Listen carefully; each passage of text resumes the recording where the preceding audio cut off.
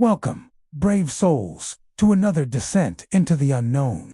Tonight, we journey beneath the surface, into the forgotten veins of Pennsylvania's haunted tunnels. These subterranean passages, once bustling with trains, miners, and travelers, now lie abandoned, shrouded in darkness and mystery. But some say the spirits of those who once traversed these tunnels never left. Their whispers echo in the damp air. Their shadows flicker in the periphery of our vision.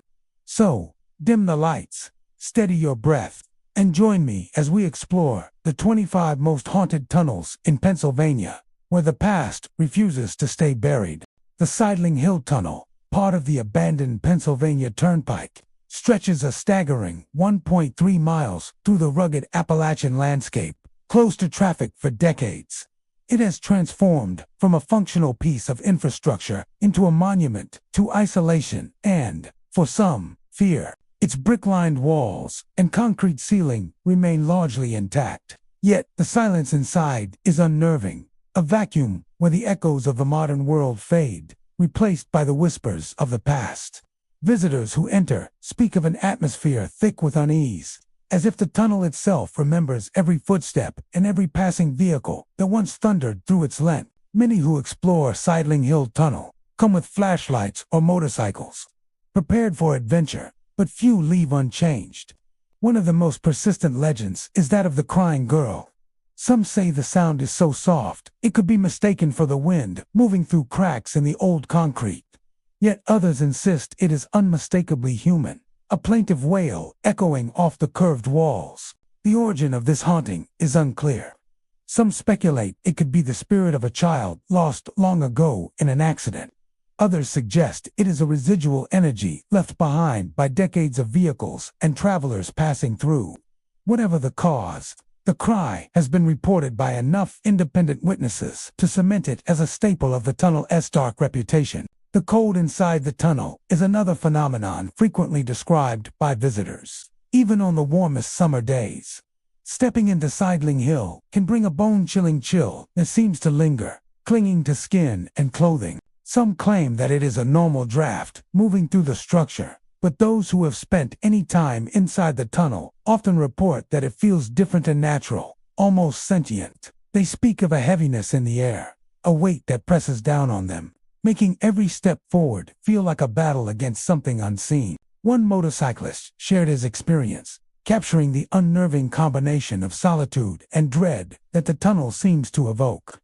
"It wasn't bad on the way through," he said, recalling the first half of his ride. "But I had time along that, little over a mile, to think about all the dark things that are supposed to creep around inside." He described the walls seeming to close in as he rode, the shadows flickering in his headlamp's beam, and the echoes of his own engine sounding foreign, distorted. By the time he reached the far end, a small sense of relief mingled with lingering unease. He couldn't shake the impression that something had been following him, just out of reach, something that existed only in the space between sound and silence. The tunnel's reputation attracts more than just thrill seekers. Paranormal investigators frequent the site, drawn by the consistent reports of strange sounds and cold spots. Some have brought specialized equipment, hoping to capture proof of spectral activity. While concrete evidence remains elusive, anecdotal accounts abound. Visitors report flickering lights that cannot be explained by their own flashlights, sudden drops in temperature, and the feeling of being watched. Many describe a sensation of presence, not malevolent per se, but insistent, as if the tunnel itself is aware of intruders and curious about their intentions. Sidling Hill Tunnel's location contributes to its eerie allure. It sits tucked between forested ridges, isolated from nearby towns and hidden from the main thoroughfares of the modern turnpike. The approach is quiet, the highway long since reclaimed by nature in many spots, with moss and weeds growing through cracks in the pavement. Entering the tunnel is a physical and psychological transition, a passage from the familiar world into a liminal space where time seems to slow and the usual rules of perception shift. Every sound is amplified, the drip of water from the ceiling, the scrape of a shoe against concrete, the hum of a distant motorcycle engine creating an environment ripe for the imagination to conjure its own terrors. Stories of phantom vehicles and inexplicable lights also circulate among those familiar with the tunnel. Some claim to see headlights moving deep inside, though no vehicle is present, while others report sudden, intense gusts of wind that push against them with unnatural force. These reports vary in detail, but share a common thread. The tunnel seems alive in a way that ordinary abandoned infrastructure is not. It is as if decades of human activity, coupled with the isolation and darkness, have imbued the space with a lingering consciousness, one that observes and reacts to any who enter. Despite or perhaps because of these stories, Sidling Hill Tunnel remains a magnet for curiosity. Urban explorers, bikers, and ghost hunters alike are drawn to its dark interior. Motivated by both adventure and the thrill of confronting the unknown, each visit adds to the folklore, the whispered reports of cries, shadows, and cold spots feeding the growing legend. Even those who do not experience anything supernatural often leave with a sense of unease, an awareness that the tunnel is more than just bricks and concrete. There is a presence here, subtle and patient, a quiet reminder of the past, and a challenge to anyone who dares to traverse its length. Rays Hill Tunnel, part of the abandoned stretch of the Pennsylvania Turnpike, stretches just over 3,500 feet, making it the shortest of the original 7 tunnels carved through the rugged Appalachian terrain. Though brief in comparison to its neighboring tunnels, Rays Hill carries a reputation that far outweighs its length. Closed for decades, it now sits as a dark, silent monument to a bygone era of travel, a place where the echoes of history mingle with whispers of the unknown. Visitors often speak of an oppressive atmosphere, one that settles over the tunnel like a physical weight, and leaves an indelible impression long after they have exited. Despite its relatively short span, the tunnel has become a hotspot for reports of strange and unsettling phenomena. Many who traverse its length report hearing footsteps that echo behind them, distinct and deliberate, yet when they turn, no one is there. The sounds are described as measured, almost human, yet somehow distant, like someone walking at the far end of a long corridor. The phenomenon is so consistent among visitors that it has become a defining aspect of Rays Hill's eerie reputation. It is as though the tunnel itself retains the memory of every person who has ever passed through, echoing their steps back at them in a distorted, spectral replay. The sense of dread that many describe is another hallmark of Rays Hill Tunnel. Those who enter often feel an inexplicable pressure in the chest, a tension that grows with every step. Some report a sudden urge to turn back, a feeling that something unseen is observing them, waiting just out of reach. Unlike fear that comes from visible threats, this dread seems rooted in the environment itself. It is not tied to shadows or sounds alone, but permeates the air, pressing down on anyone who enters. Visitors frequently describe a strange awareness, a heightened sensitivity, as though the tunnel sharpens the senses while simultaneously filling the mind with unease. One longtime urban explorer recounted his experience riding through Rays Hill on his motorcycle. He described the tunnel as narrow and dimly lit, the beams from his headlights slicing through layers of darkness that seemed to swallow everything beyond their reach. It felt like something was pacing me, he said. Every time I glanced in the mirrors, I imagined someone was just behind me. But there was no one. Still, I couldn't shake it. By the time I reached the end, I was moving faster than I intended. Heart pounding, the combination of isolation, darkness, and the tunnel's uncanny acoustics creates an environment where the mind fills the gaps in perception, transforming ordinary experiences into moments that feel haunted. The tunnel's architecture adds to its unsettling character. Its curved walls amplify even the smallest sounds, making ordinary echoes seem otherworldly. The concrete surfaces reflect light in strange ways, creating fleeting shadows that vanish when focused on directly. Puddles form in the lower areas, reflecting distorted shapes and flickering light, adding to the sense that the tunnel is alive with movement. Some visitors have reported glimpsing figures in these reflections, fleeting silhouettes that disappear when approached. Whether these are tricks of perception or something more, The reports are consistent enough to add another layer to the tunnel's mystique. Over the years, Rays Hill Tunnel has drawn urban explorers, paranormal enthusiasts, and adventurous travelers, each adding their own experiences to the growing body of stories surrounding the site. Ghost hunters often bring cameras, audio recorders, and thermal imaging equipment, hoping to capture evidence of the phenomena reported by previous visitors.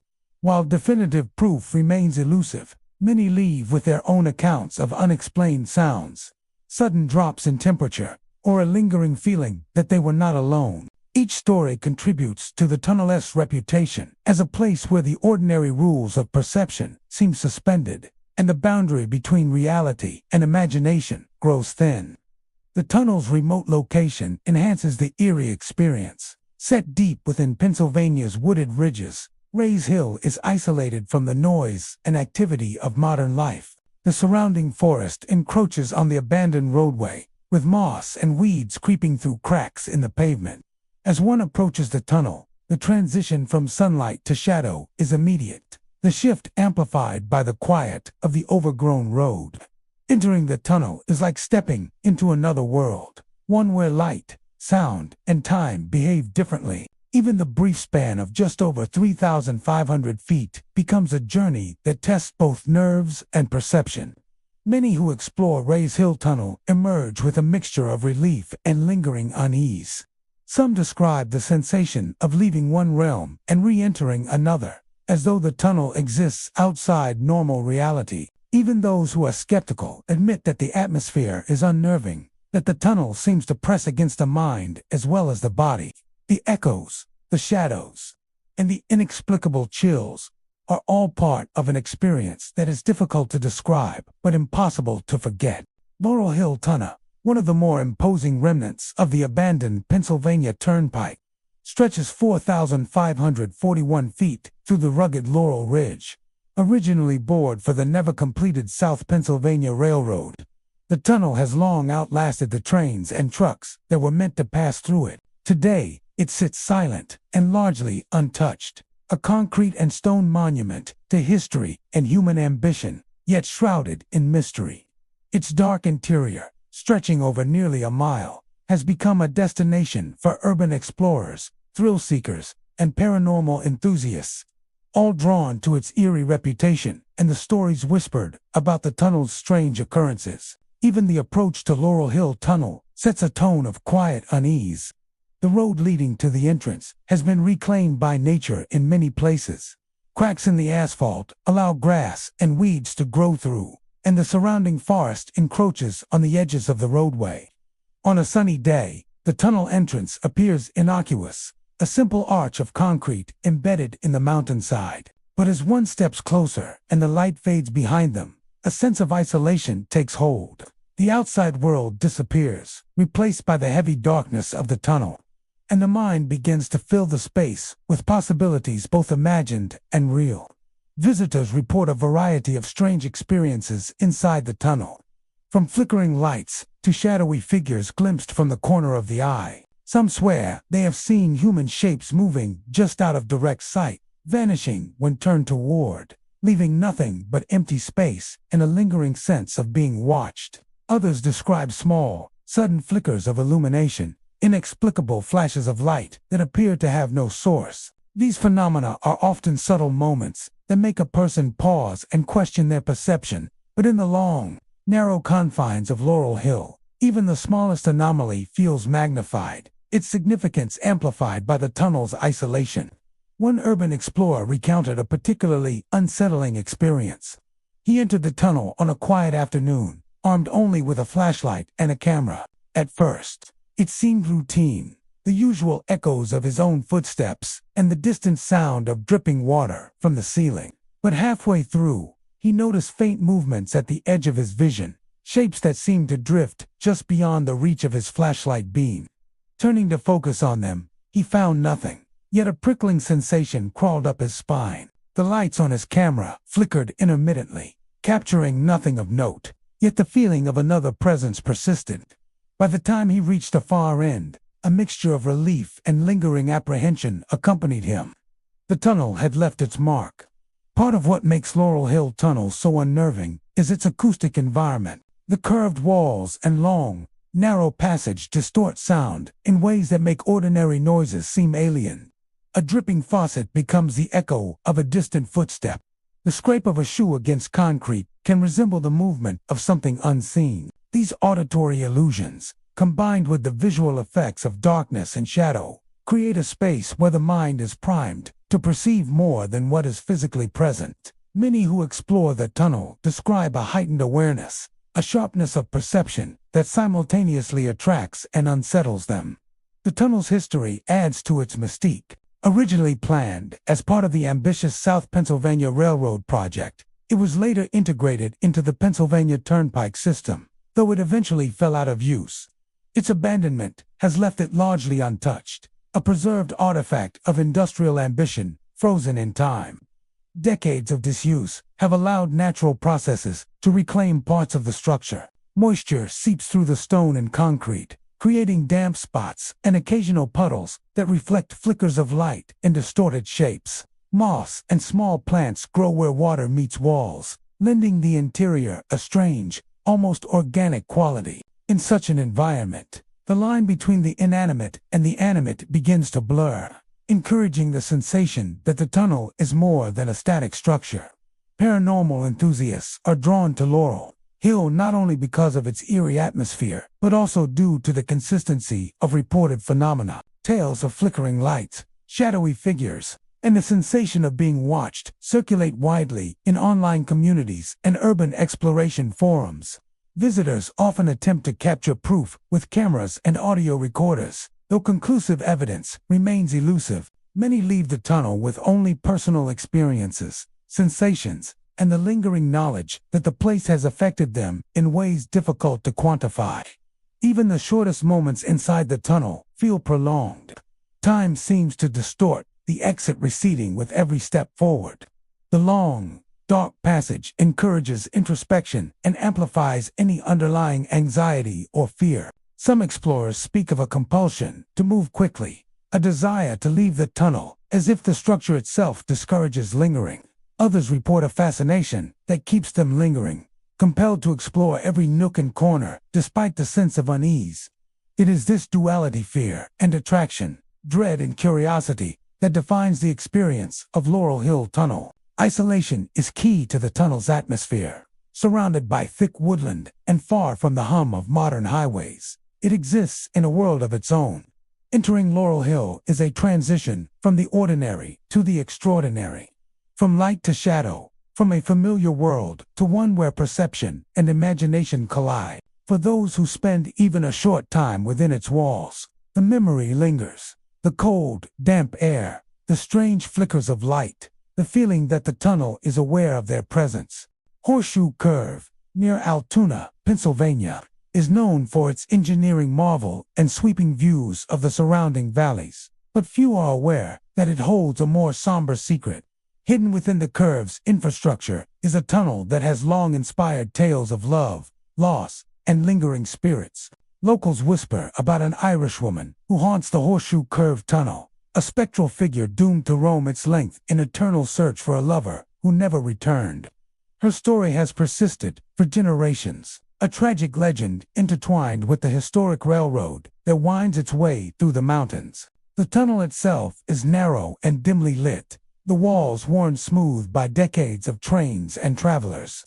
Entering it, the sound of footsteps and moving air becomes amplified, echoing unnaturally along the curved stone and concrete surfaces. For those who venture there at dusk, the atmosphere grows even heavier. Shadows lengthen, the fading light glances off the walls in fleeting, ghostly patterns, and some swear that the air itself seems charged, as if holding the memory of someone who once passed through. It is in this half-light that the Irish woman is said to appear. Described as wearing a flowing white gown, she emerges from the depths of the tunnel like a vision from another time. Witnesses report seeing her figure illuminated by the last rays of the setting sun, her form moving with a slow, deliberate grace. She is often described as pale, almost translucent, her face carrying the sorrow of someone who has waited for decades without reprieve. Those who have glimpsed her speak of a quiet, profound sadness, an aura that makes the hair on their arms stand on end and the air feel unnaturally cold. The legend says she wanders back and forth along the tunnel, endlessly searching for the man who never returned from the rails, her footsteps echoing through the empty passage in haunting rhythm. Some explorers recount hearing her before seeing her, a series of soft, deliberate steps in the distance that grow louder as if she is approaching, only to vanish when they turn. Others describe the faint sound of sobbing or murmured names carried by the wind, a voice that seems to come from nowhere, yet all around. These reports are not isolated. Multiple independent visitors have described similar experiences, reinforcing the idea that the tunnel carries something more than darkness and stone. There is a feeling that the tunnel itself holds the memory of heartbreak, a residue of grief that lingers long after the trains have stopped running. The tunnel's location within the horseshoe curve amplifies its spectral presence. Curved sharply around the mountainside, the rails and tunnel form a natural amphitheater where sound behaves strangely. Footsteps, whispers, and the soft patter of rain against the stone walls can echo and shift, creating a disorienting effect. It is no wonder that stories of a wandering spirit have grown from these acoustic peculiarities. What may begin as a simple reflection of sound in a curved tunnel transforms into something profoundly eerie when combined with a natural human tendency to imagine figures in shadowed corners. Yet for many, the experiences are undeniable. A figure glimpsed, a voice heard, a sorrow felt. One local historian recalls an encounter that he could not easily explain. While documenting the horseshoe curve for a book on its engineering significance, he stayed near the tunnel entrance as the sun dipped below the mountains. As the shadows deepened, he saw a faint figure moving inside the tunnel, dressed in white. He watched for several minutes, but when he attempted to approach, the figure seemed to dissolve into the gloom, leaving behind only the sound of slow, echoing footsteps. He later noted a chill that stayed with him long after he left the area, an inexplicable sense that the tunnel had observed him as he observed it. The story of the Irish woman is said to have originated in the mid-19th century, a time when the area was bustling with railroad construction and the labor of countless immigrants. According to legend, she had been waiting for her lover, a man who worked on the tracks, who never returned from a dangerous assignment along the rails. Some say he perished in an accident, others that he simply disappeared. But in every retelling, the woman's devotion and grief are central. She returned to the tunnel daily, hoping for his return, until her life ended in sorrow. The legend asserts that her spirit remains, unable to leave the place where she last saw him, tethered to her love and her longing. Visitors who explore the tunnel today often feel a connection to this story, whether real or imagined. The fading light at dusk, the echoing acoustics, and the isolation of the tunnel all contribute to a heightened sense of awareness, making even mundane experiences feel charged with significance. Many report a feeling of being watched, an impression that they are sharing the space with someone who is not entirely of this world. Even those skeptical of ghosts cannot deny the tunnel's capacity to evoke unease, introspection, and a sense of the past pressing in from the shadows. Horseshoe Curve Tunnel serves as a reminder of how history, architecture, and human emotion can converge in one place to create something that transcends the ordinary. The story of the Irish woman, whether purely legend or something more, has endured because it taps into universal themes: love, loss, and the persistence of memory. As dusk falls and the light fades along the curve, the tunnel becomes more than stone and mortar. It becomes a corridor through time where the past lingers and the sorrow of a waiting spirit resonates with anyone who dares to witness it. Green Man's Tunnel, nestled in South Park Township, Pennsylvania, is shrouded in a mix of history and legend that continues to captivate and unnerve visitors.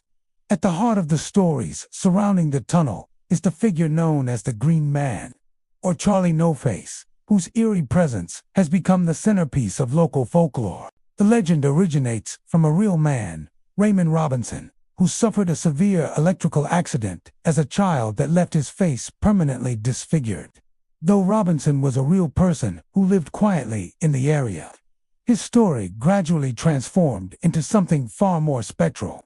taking on the characteristics of a haunting that has persisted for generations. The tunnel itself is narrow, dimly lit, and bordered by the dense forested hills of South Park Township. Its concrete walls and damp interior create an atmosphere that is both oppressive and silent, broken only by the occasional drip of water from above. Over time, this isolation, combined with the natural darkness of the tunnel, has turned it into a magnet for thrill-seekers and paranormal enthusiasts. Those who enter often report a tangible tension, a sensation that they are not alone, even when no other human presence is near. The Green Man legend amplifies these feelings, making each shadow, flicker of light, or distant noise seem charged with meaning. Visitors frequently describe seeing a glowing figure moving silently within the tunnel. The figure's face, obscured by shadows, is often described as partially or entirely featureless, contributing to the unsettling moniker Charlie Nofus. Witnesses report that the Green Man appears mostly at night, gliding along the tunnel's interior with a deliberate, almost ghostly pace. Some have claimed that he seems to watch from the darkness, his presence almost alive, yet entirely intangible. While the historical Raymond Robinson lived a reclusive life, those who explore the tunnel today find that the legend has amplified his story into something far more ominous and mysterious, a blending of reality and folklore that heightens the tunnel's eerie aura. The tunnel's acoustics play a significant role in the legend. Sounds echo in ways that distort perception, turning ordinary noises into potentially terrifying experiences.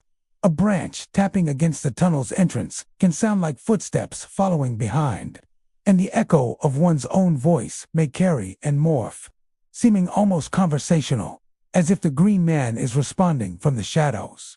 Many who explore the tunnel describe a heightened awareness of every sound and movement, a sensation that makes each step more deliberate and each shadow more threatening. Even the faintest movement within the corner of one's eye can trigger an adrenaline-fueled sense of presence. One urban explorer recounted entering the tunnel on a crisp autumn night, flashlight in hand, eager to experience the legend firsthand. He described the tunnel as cold and damp, with walls that seemed to absorb light rather than reflect it. After several minutes, he reported seeing a dim, greenish glow at the far end of the passage. The figure moved slowly, almost gliding, without making a sound. When he attempted to approach, the glow retreated, vanishing into the shadows.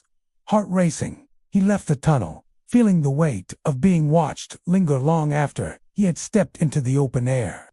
Experiences like these, though anecdotal, are common among visitors, reinforcing the tunnel's reputation as a place where the line between reality and myth is thin. The story of Raymond Robinson, the man behind the legend, adds a layer of poignancy to the haunting.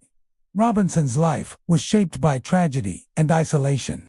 After the accident that disfigured his face, he avoided public contact, often walking along remote roads at night to avoid startling others. Over time, his nocturnal wanderings and his unique appearance became the basis for local stories. Children and teenagers dared each other to seek him out, their imaginations transforming a real man into a ghostly figure of myths. His presence, originally grounded in humanity and misfortune, evolved into something spectral, a glowing, faceless entity haunting the tunnel and surrounding roads. Beyond the glowing figure, visitors often report other strange occurrences. Flickers of unexplainable light, sudden drops in temperature, and the sensation of being followed are commonly cited. Some describe a fleeting feeling of touch, as though someone or something brushes past them in the darkness.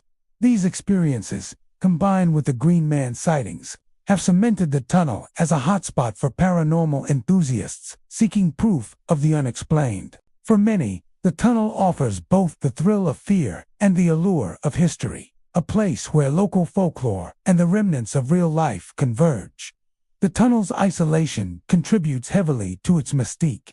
Located in a densely wooded area, far from heavily trafficked roads, the quiet and darkness create a natural stage for stories to flourish. Entering the tunnel is a transition from the mundane world into a space where imagination and perception are heightened.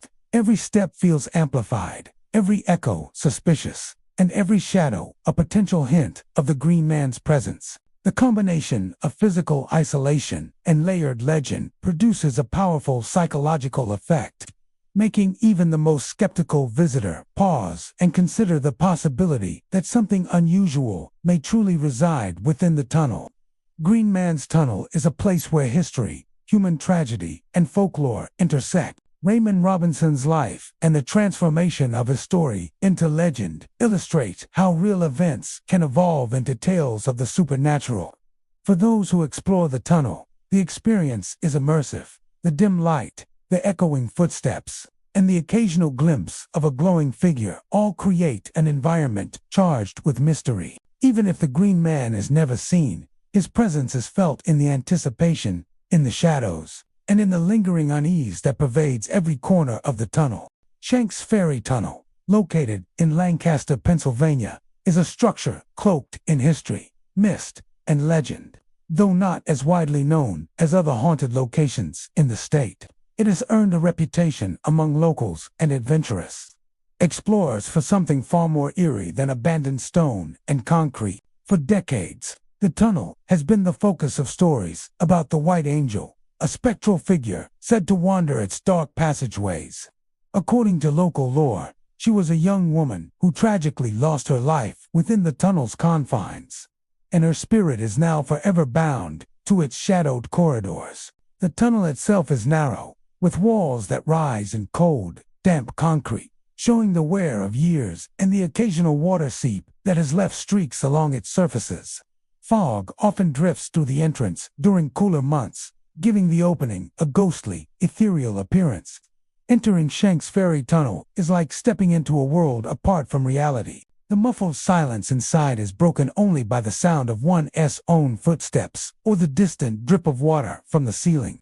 In such a space, ordinary sounds carry unnerving weight, echoing off the walls in unpredictable patterns, making the tunnel feel alive in a way that is difficult to describe. Those who venture inside often report more than just an unsettling atmosphere. Sightings of the White Angel have become the most persistent and haunting element of Shanks Ferry's lore. Witnesses describe a figure clad in white, her features obscured by shadow or mist, drifting silently along the tunnel's interior. She is rarely seen directly. Rather, she appears at the edge of vision, glimpsed fleetingly before vanishing into darkness. Some have claimed that she glides just above the floor, her movements smooth and deliberate, while others describe her as standing still, her presence almost impossible to ignore despite the dim light and distance. The White Angel's appearance is usually reported during twilight or in overcast conditions, when natural light barely penetrates the tunnel. The fading illumination seems to highlight her ethereal form, casting shadows that stretch and shift along the walls.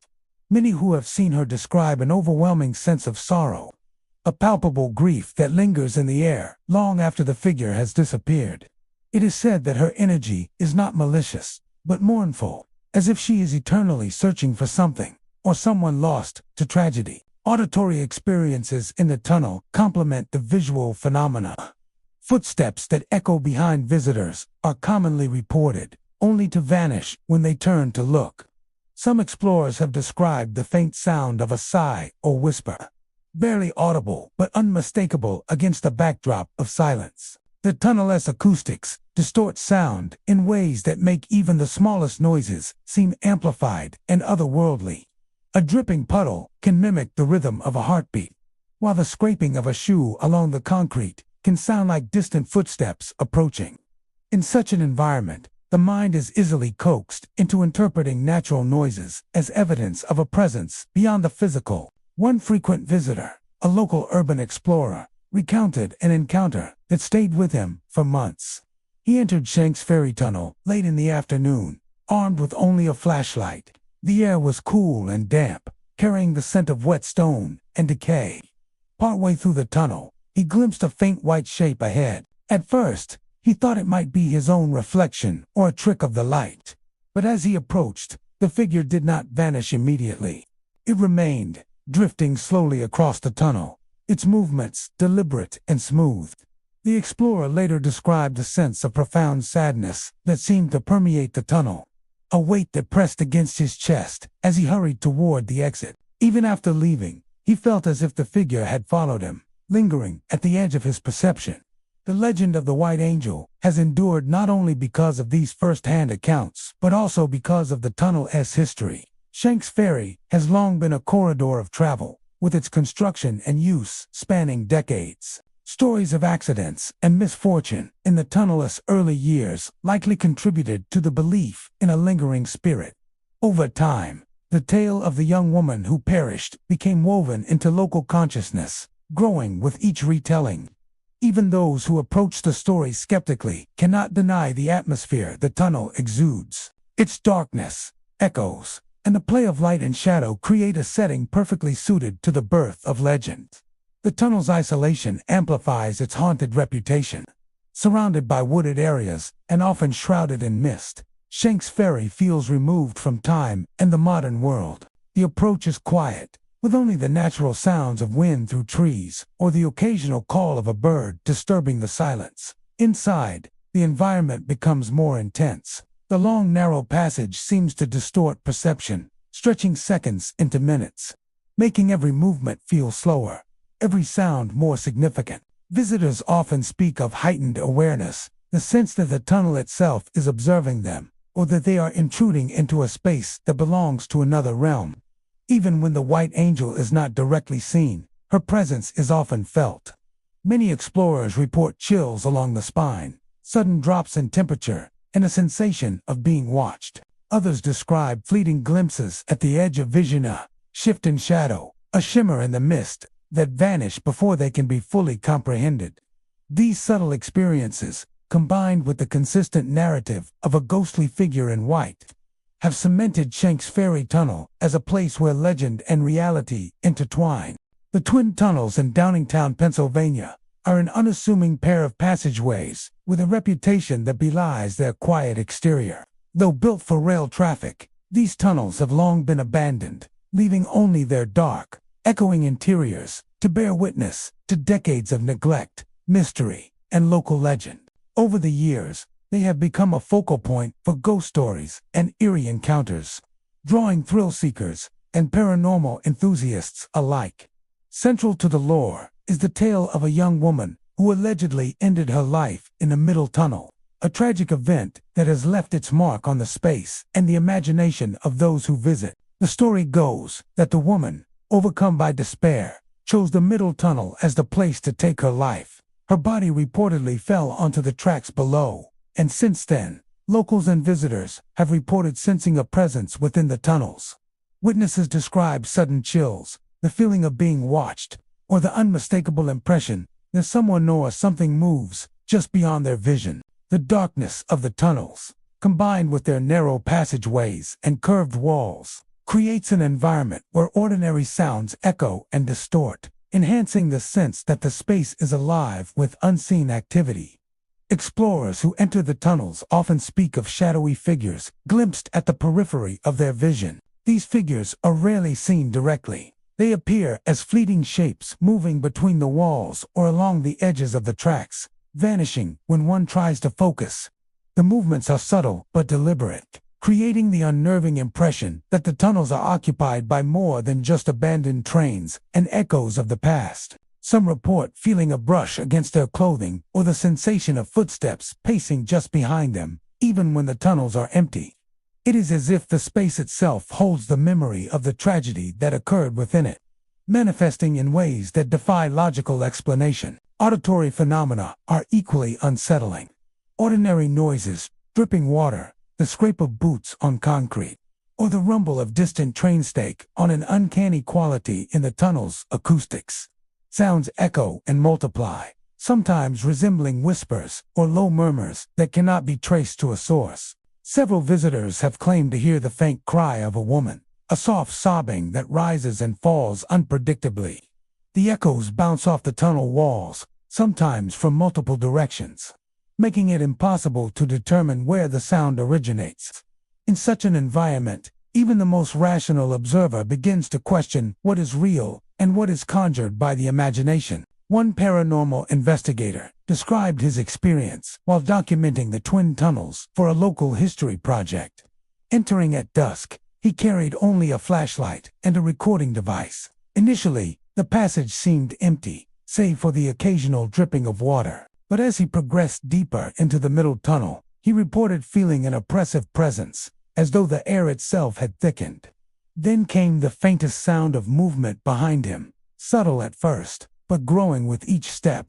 Turning quickly, he found nothing but darkness. He continued, yet the sensation persisted, punctuated by whispers and occasional flickers of light that could not be explained. He left the tunnel shaken, convinced that the space retained the echo of lives and events long past. The twin tunnels' history contributes to their unsettling reputation. Once a busy corridor for trains transporting goods and passengers, they have been abandoned for decades. The middle tunnel, in particular, is associated with numerous accidents and incidents over the years, reinforcing the idea that the space carries residual energy. For locals, the story of the young woman who hanged herself has become intertwined with these historical facts, creating a narrative that blends tragedy with the unexplained. This combination of documented history and legend ensures that the tunnels remain a place of fascination and fear. Visitors often describe the physical sensation of being watched while inside. Some feel a heavy pressure in the chest, a cold draft that seems to follow them, or an invisible presence pacing nearby. The walls, lined with old concrete and stone, seem to absorb and distort light, creating fleeting shadows that play tricks on perception. Even when the tunnels are empty, these subtle cues make the space feel alive. The mixture of visual, auditory, and tactile phenomena produces a psychological environment where imagination and reality intermingle, heightening the experience of anyone who ventures inside. The twin tunnels' isolation adds to their eerie allure. Surrounded by wooded areas and separated from modern roads, the tunnels are cut off from the distractions of daily life. Entering them is an abrupt transition from sunlight to darkness, from familiarity to an environment that challenges perception. The tunnels design a pair of parallel passageways connected by history, shadow, and legend magnifies the effect. Even a brief exploration can leave a visitor with a lingering sense of disorientation, a feeling that time and space behave differently within these abandoned corridors. Despite the fear they inspire, the tunnels continue to attract those seeking thrills or encounters with the paranormal. Amateur ghost hunters, urban explorers, and curious locals all make the journey, eager to glimpse the shadowy figures or hear the unexplainable sounds described in countless tales. The experience is rarely straightforward. The longer one remains, the more the tunnels seem to press on the senses. Each step, each echo, each flicker of light serves as a reminder of the tragic story at the center of the legend. Beneath the flowing waters of the Allegheny River lies the Logan's Ferry Mine Tunnel, a 3,000-foot-long passage that once carried coal from the mines to the surface.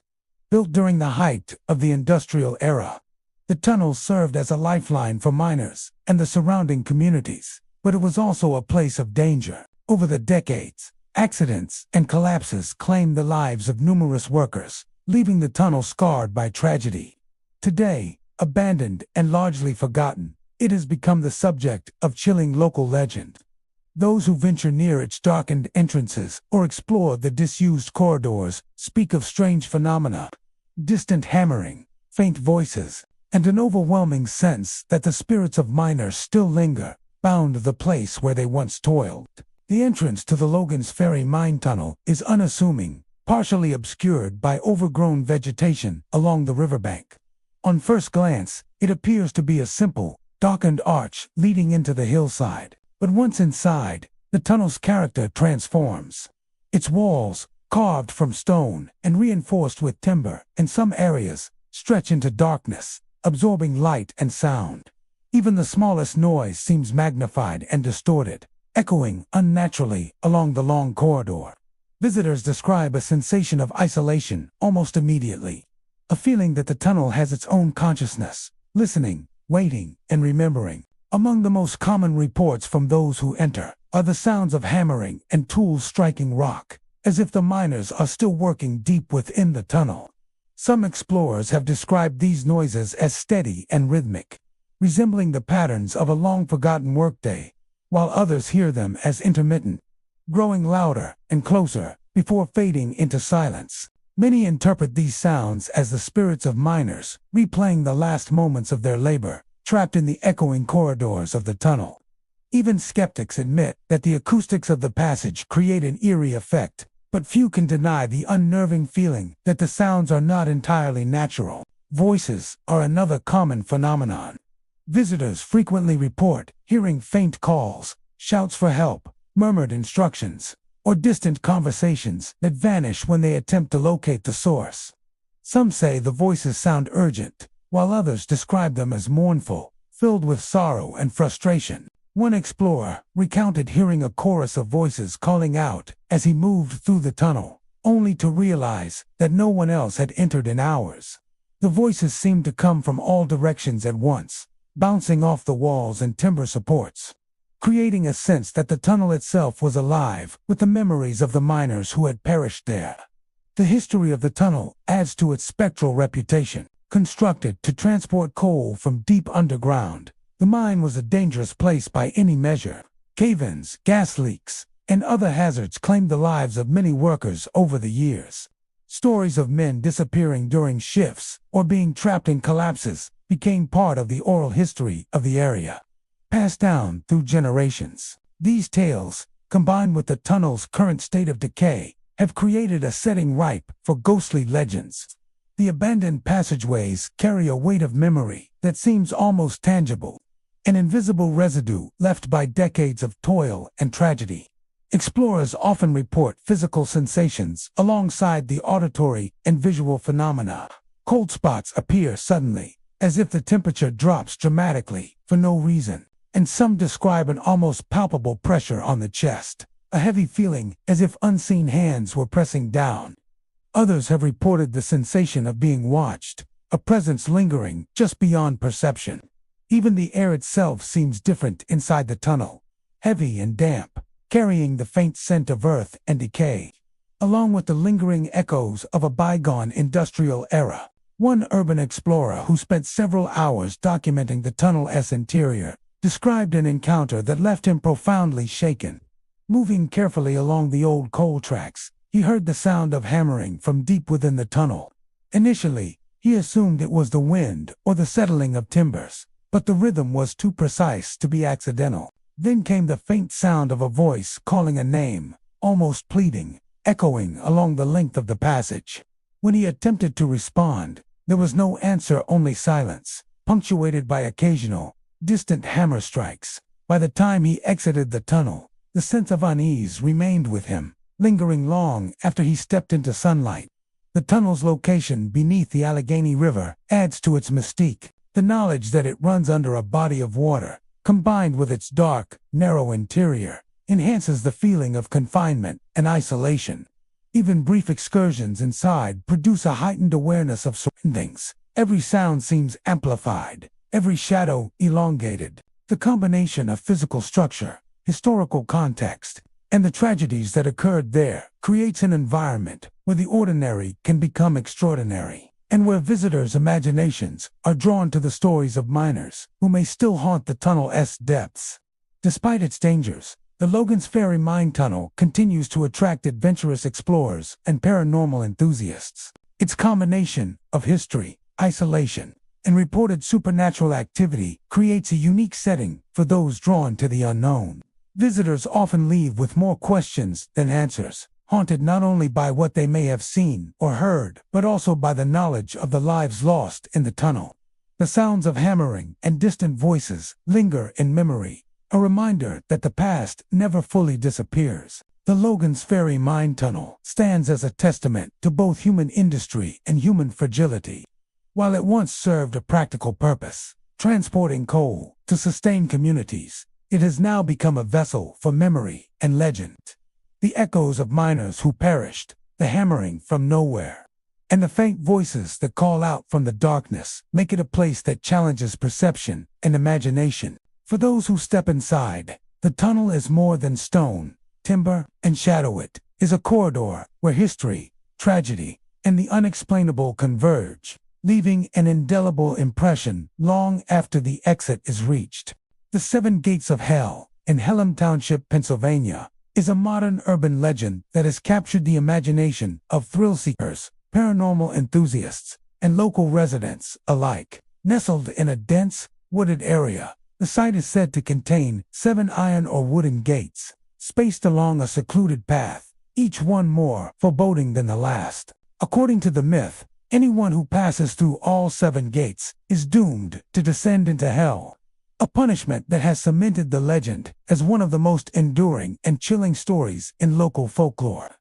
Despite being widely debunked, the area continues to attract those drawn to the dark allure of its eerie reputation. The path leading to the gates is itself unnerving. Twisting between towering trees, often shrouded in mist or shadow, it feels removed from the modern world. The air is thick and humid, carrying the scent of damp earth and decaying leaves. As visitors approach the first gate, the atmosphere seems to shift, taking on an almost tangible weight. Every step forward feels deliberate, measured, as though the forest itself is aware of the intruder. The gates, appearing one by one, are often weathered, rusted, or overgrown with vines, giving them a timeless and foreboding presence. Some are solid iron, others wooden and splintered, yet all seem to exude an aura of warning.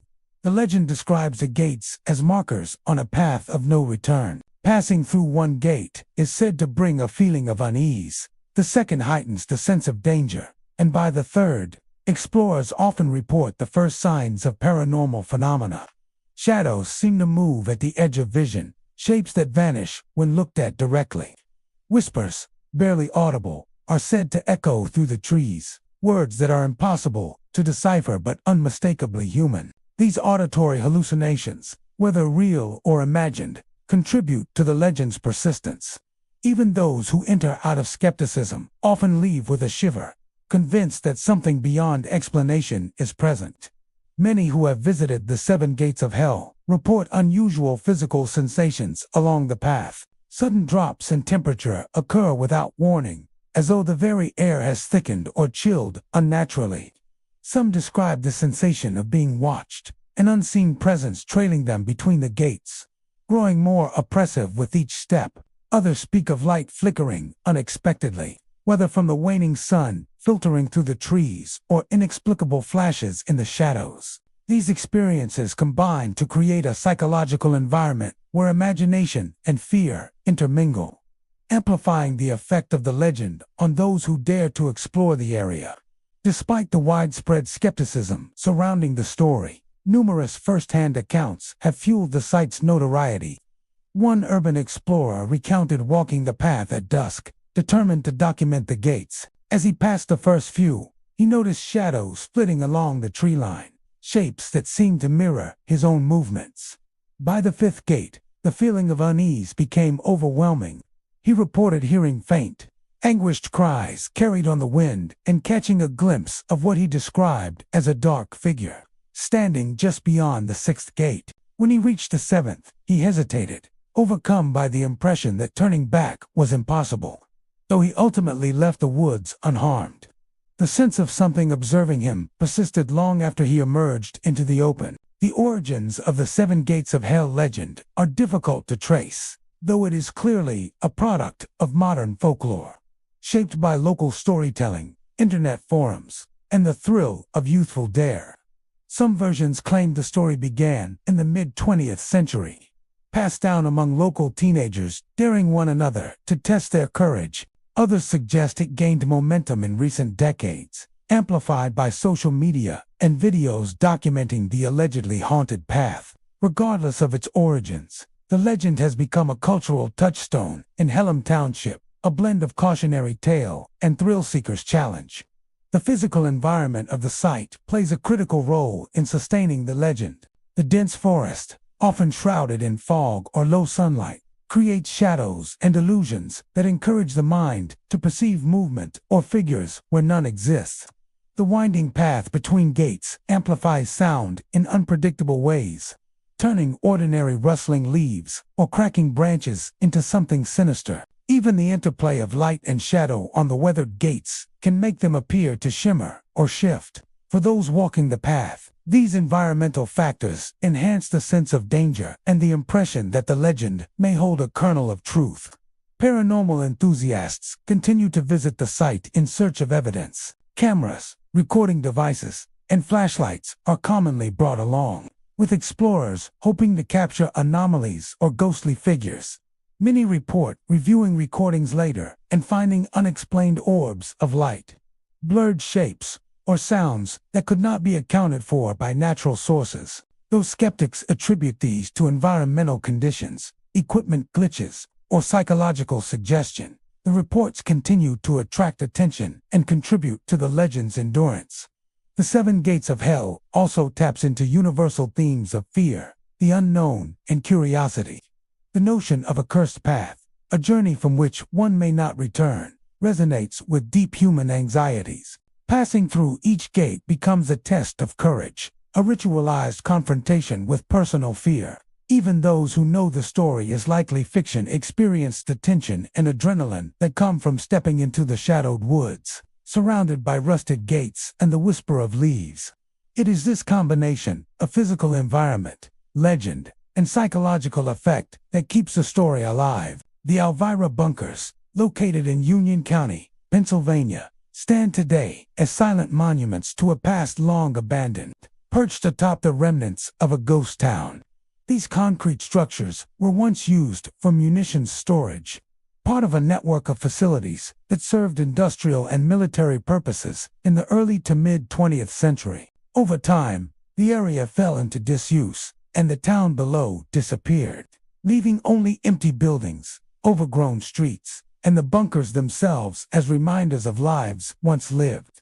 Today, the Elvira Bunkers are part of State Game Lands 252, a secluded expanse of forested hills and winding trails. Yet despite the quiet, the site carries an unsettling reputation. Many visitors report strange phenomena, suggesting that the spirits of former residents may still linger among the ruins.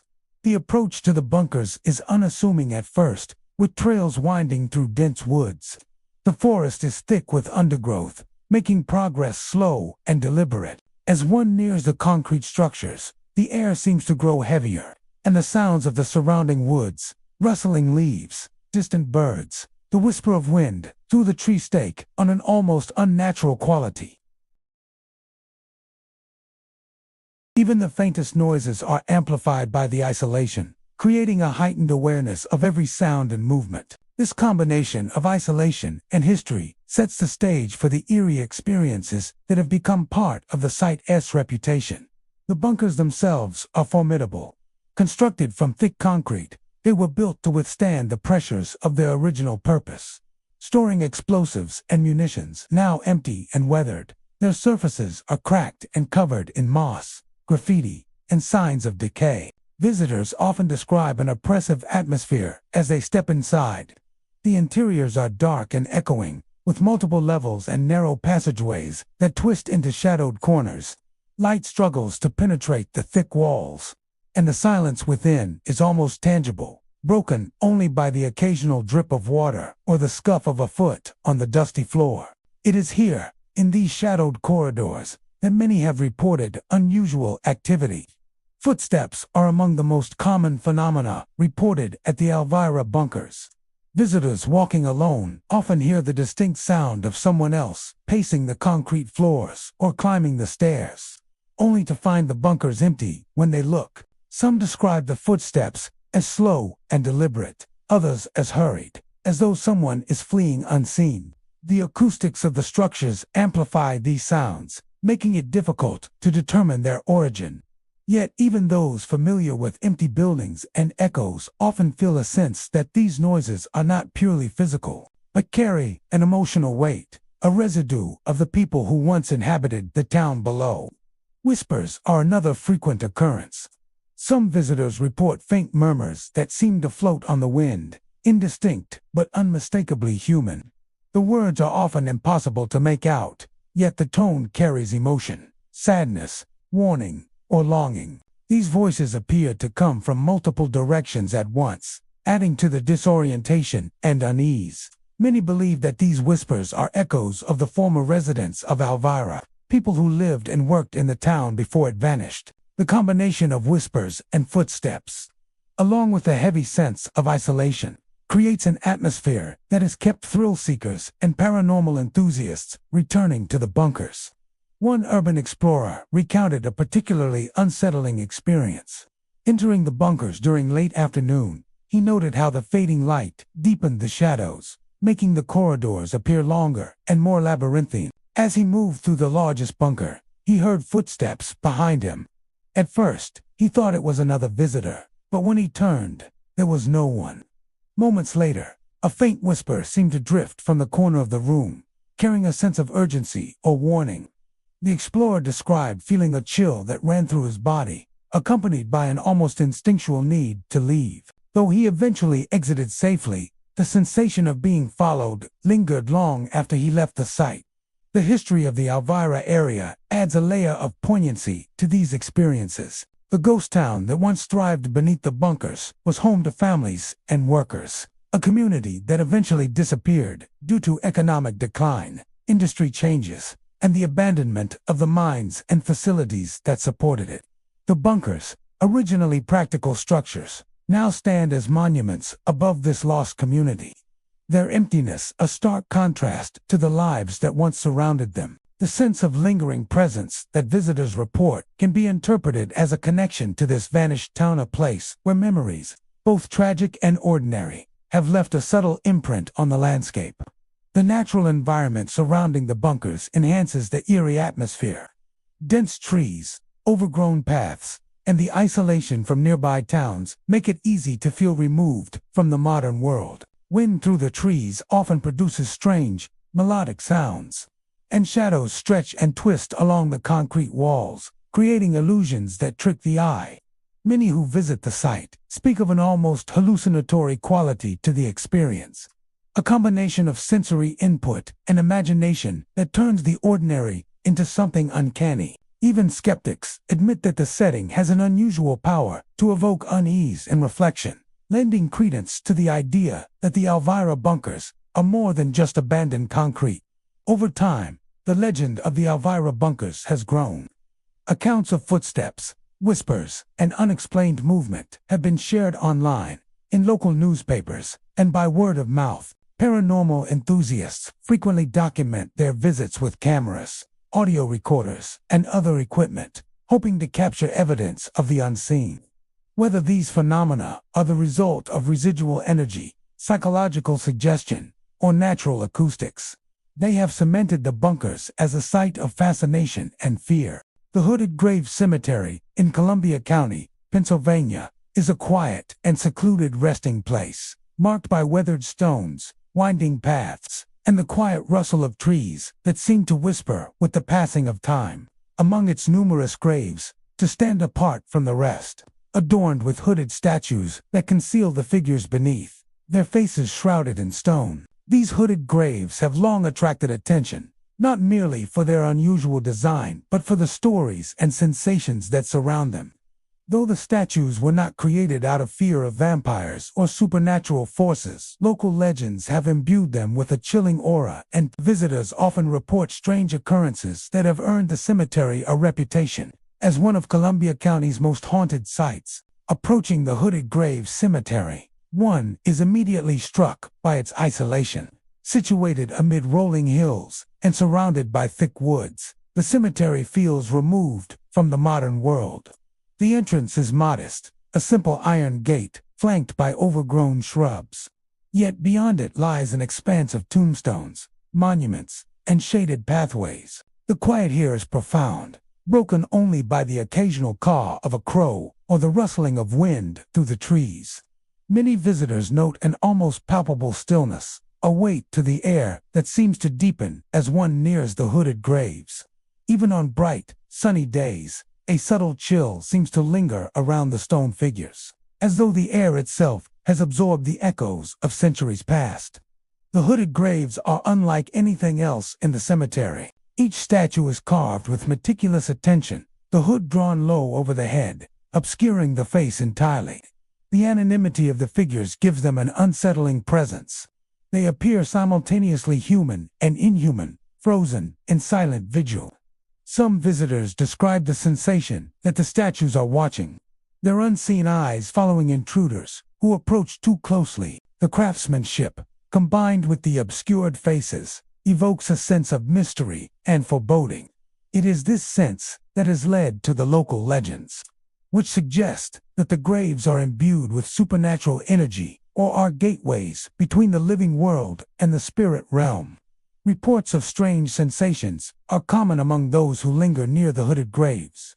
Visitors often speak of an eerie presence, a subtle feeling that they are not alone. Some describe a cold draft that seems to emanate from the graves themselves, a chill that is not explained by the surrounding weather. Others feel a weight on their chest or an invisible gaze, a sense that something unseen is observing them. These sensations are often accompanied by an overwhelming quiet, a hush that feels intentional, as if the cemetery itself is holding its breath. Auditory phenomena add to the unsettling atmosphere. Whispers are frequently reported near the hooded graves, faint and indistinct, as though carried on the wind.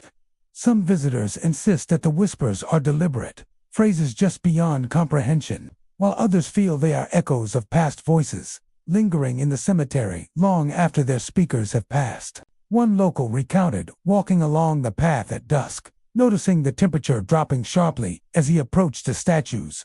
He paused, certain he had heard a low murmur calling his name.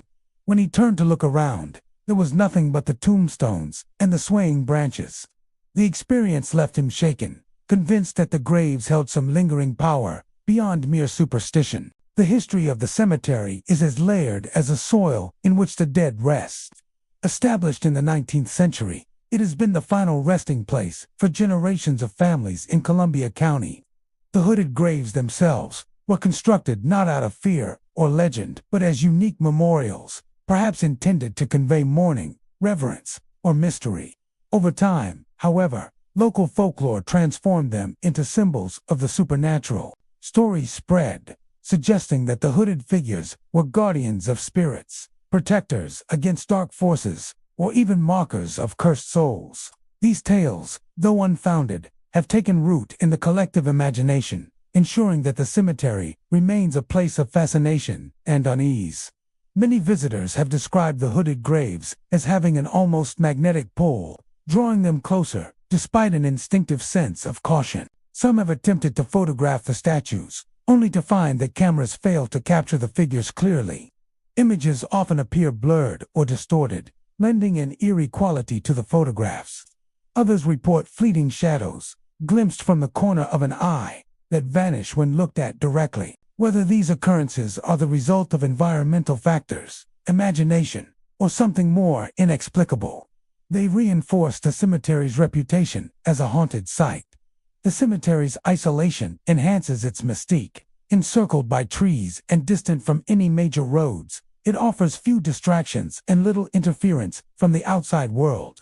Shadows lengthen and twist as the sun sets, and the sounds of the forest amplify the sense of unease. Even a brief visit can leave a lasting impression. The combination of quiet, isolation, and the presence of the hooded graves creates an environment where the boundary between the living and the dead feels uncertain. For thrill seekers and paranormal enthusiasts, the Hooded Grave Cemetery has become a destination of choice. Investigators armed with audio recorders, cameras, and flashlights attempt to capture evidence of the whispers, shadows, or feelings of presence described by previous visitors. While skeptics attribute these phenomena to psychological suggestion or natural environmental factors, believers insist that the cemetery's unusual energy cannot be ignored. Each encounter adds to the growing collection of stories that surround the hooded graves, reinforcing their status as one of Columbia County's most intriguing and unnerving sites. The Hooded Grave Cemetery, with its hooded statues and quiet, overgrown paths, is more than a burial ground. It is a place where history, art, and legend converge. Visitors report the whispers, shadows, and sensations of presence, not merely as curiosities, but as reminders of the weight of memory and the mysteries that can linger in forgotten places. Whether the haunting is real or a product of imagination, the effect is undeniable. The cemetery leaves an impression that lingers long after one leaves. a quiet unease that follows in the footsteps of those who dare to approach the hooded graves. In Columbia County, the Hooded Grave Cemetery remains a place where legend breathes among the tombstones, and the silent figures in stone continue their eternal vigil. The Hooded Grave Cemetery in Columbia County, Pennsylvania, is a small, secluded burial ground tucked away amid gentle hills and quiet farmland. It is a place where silence feels alive, where the air itself seems to hum with the weight of memory. Though the cemetery holds dozens of graves, only to have captured the fascination and fear of visitors for generations. The hooded graves, these unique monuments, marked by life-sized hooded statues shrouded in stone, stand like watchful sentinels over the dead. Their faces are hidden, their robes cascading downward, blending into the headstones they guard. At first glance, the figures are striking solemn, sorrowful, and oddly human. Yet the longer one looks, the more unsettling they become. Their hidden faces, buried beneath the folds of their hoods, seem to defy the light. Even under the midday sun, shadows cling to them as if reluctant to let go. When dusk falls and the mist begins to gather across the cemetery grounds, those same figures take on an almost spectral presence, their contours fading into the gray air. The graves date back to the mid-1800s, when mourning customs were steeped in symbolism. The hooded statues were likely meant to represent grief, protection, or the transition between life and death. But over the years, their meaning became obscured by time, and the quiet reverence of their creation gave way to folklore and fear.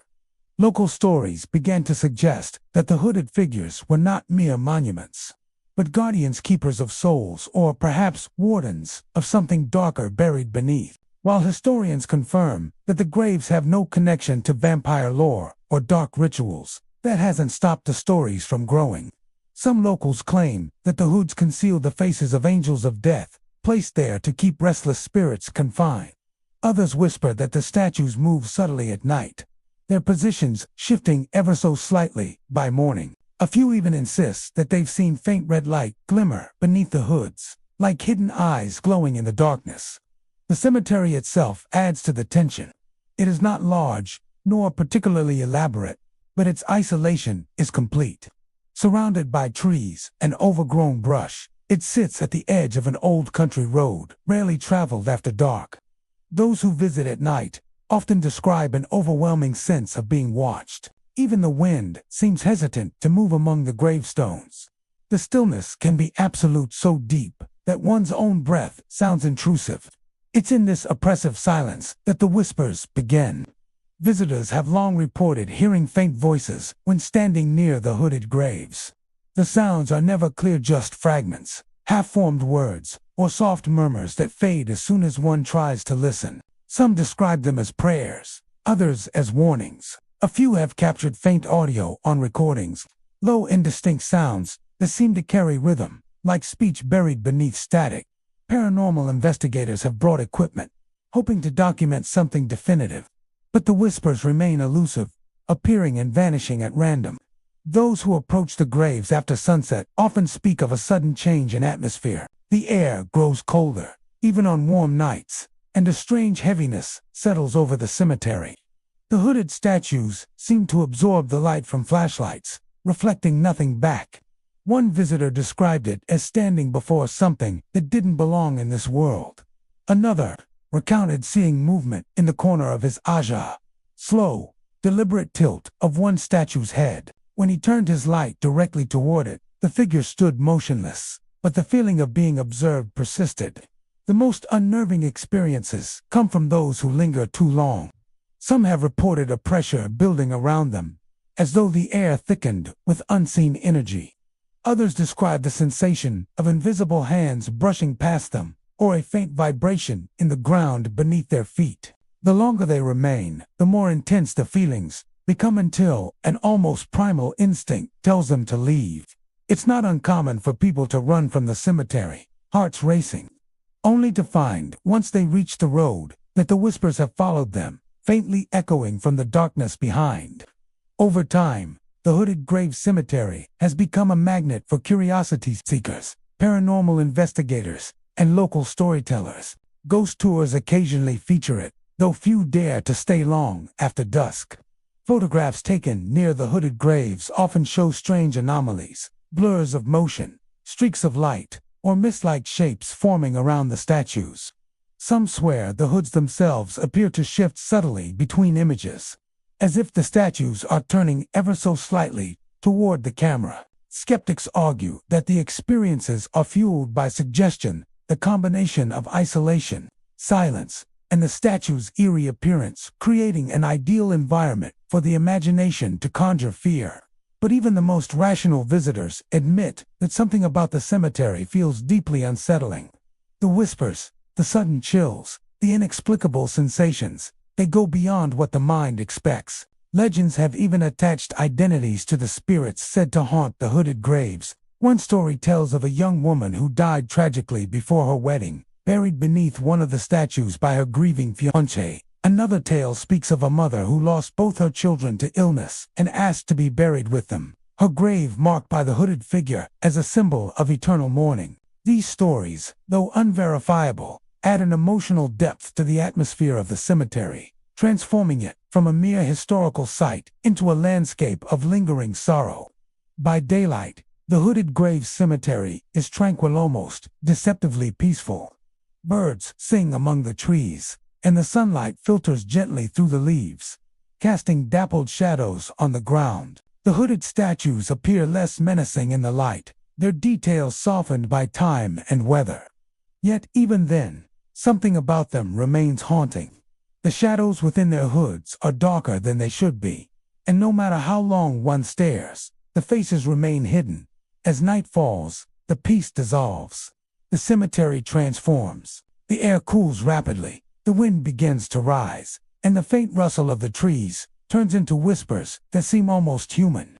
Visitors standing near the hooded graves often report that the world feels suspended as though the passage of time has paused, leaving them caught between the living and the dead. Devil's Den in Gettysburg, Pennsylvania, stands as one of the most iconic and haunting locations on the battlefield, scattered with massive boulders and nestled among rolling hills. It is both a place of natural wonder and immense historical weight. During the Battle of Gettysburg in July 1863, this rocky outcrop witnessed some of the most brutal and chaotic fighting of the entire Civil War. Thousands of soldiers, both Union and Confederates, clashed among the stones, the air thick with gunfire, smoke, and screams. Today, while the battlefield is quiet and preserved as part of Gettysburg National Military Park, many say that Devil's Den remains restless. Strange lights flicker among the rocks, ghostly figures in Confederate uniforms are seen in the mist, and the sounds of battle seem to echo faintly across time. The origins of Devil's Den's ominous name date back long before the Civil War. Local folklore spoke of the area being home to a monstrous snake that lurked among the rocks and crevices, earning the nickname the Devil. Some early settlers claimed the creature was as thick as a tree trunk and longer than a man's wagon. Though no physical evidence of the serpent was ever found, the legends persisted, giving the site a reputation for mystery and unease. Long before soldiers set foot upon it, perhaps it was fitting, then, that such a place would later become the stage for bloodshed so fierce it seemed almost unearthly.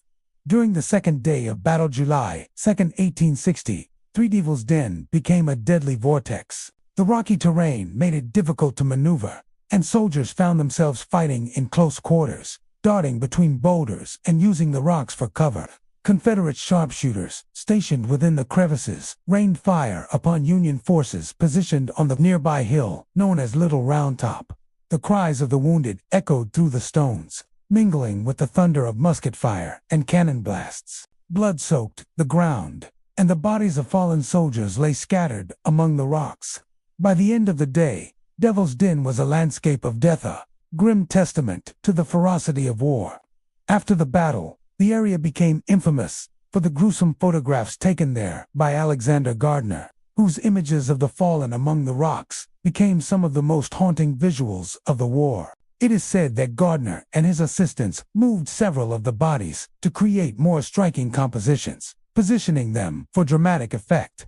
Whether true or not, This act of manipulation has been blamed by some for disturbing the dead and binding their spirits to the place. Visitors today often report a sense of unease near the spots where Gardner's photographs were taken, as if the echoes of those staged moments still linger in the stone. Ghost stories surrounding Devil's Den are as abundant as the boulders themselves. Many visitors claim to see spectral figures dressed in Confederate gray moving silently through the rocks, their features pale and indistinct. Some appear wounded or staggering, others kneeling as if still in battle. A few have even spoken of being approached by a barefoot man in tattered clothing who speaks in a southern accent, offering to help them find their way to the top of the hill. When they glance back, he is gone. Rangers and historians have confirmed hearing this story countless times, with consistent details across decades. An apparition who seems to be a Confederate soldier, still trying to guide lost souls through the terrain. The sounds of battle are also said to persist.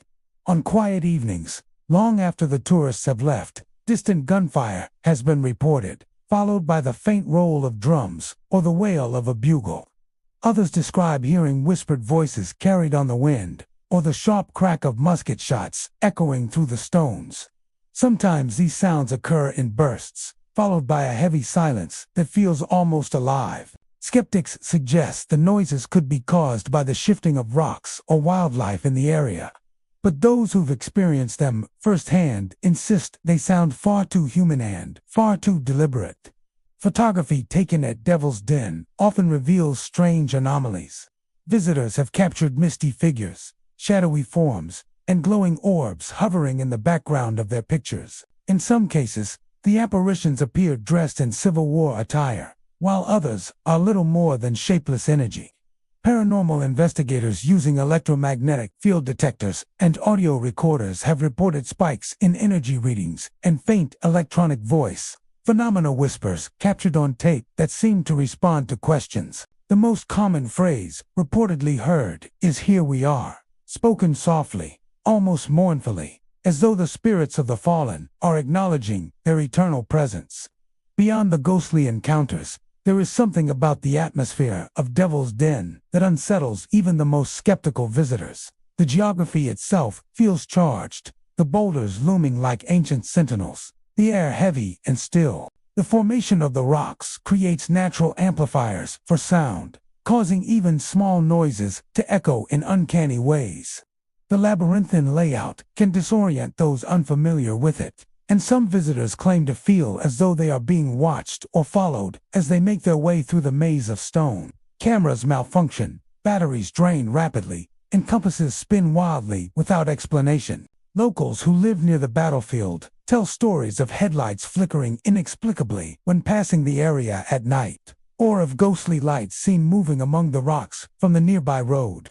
Park rangers, though cautious in their statements, have admitted to unusual occurrences: radios cutting out near the site, sudden drops in temperature, and even disembodied footsteps echoing in the dark. The boundary between history and the supernatural feels thin here, as though time itself refuses to move forward.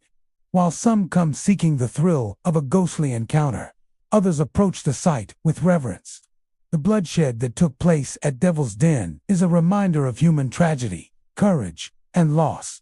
It is said that the intensity of emotion left behind by the battle has imprinted itself upon the land, manifesting in the strange sensations that persist to this day. The energy of the place is undeniable, part grief, part awe, part something beyond comprehension.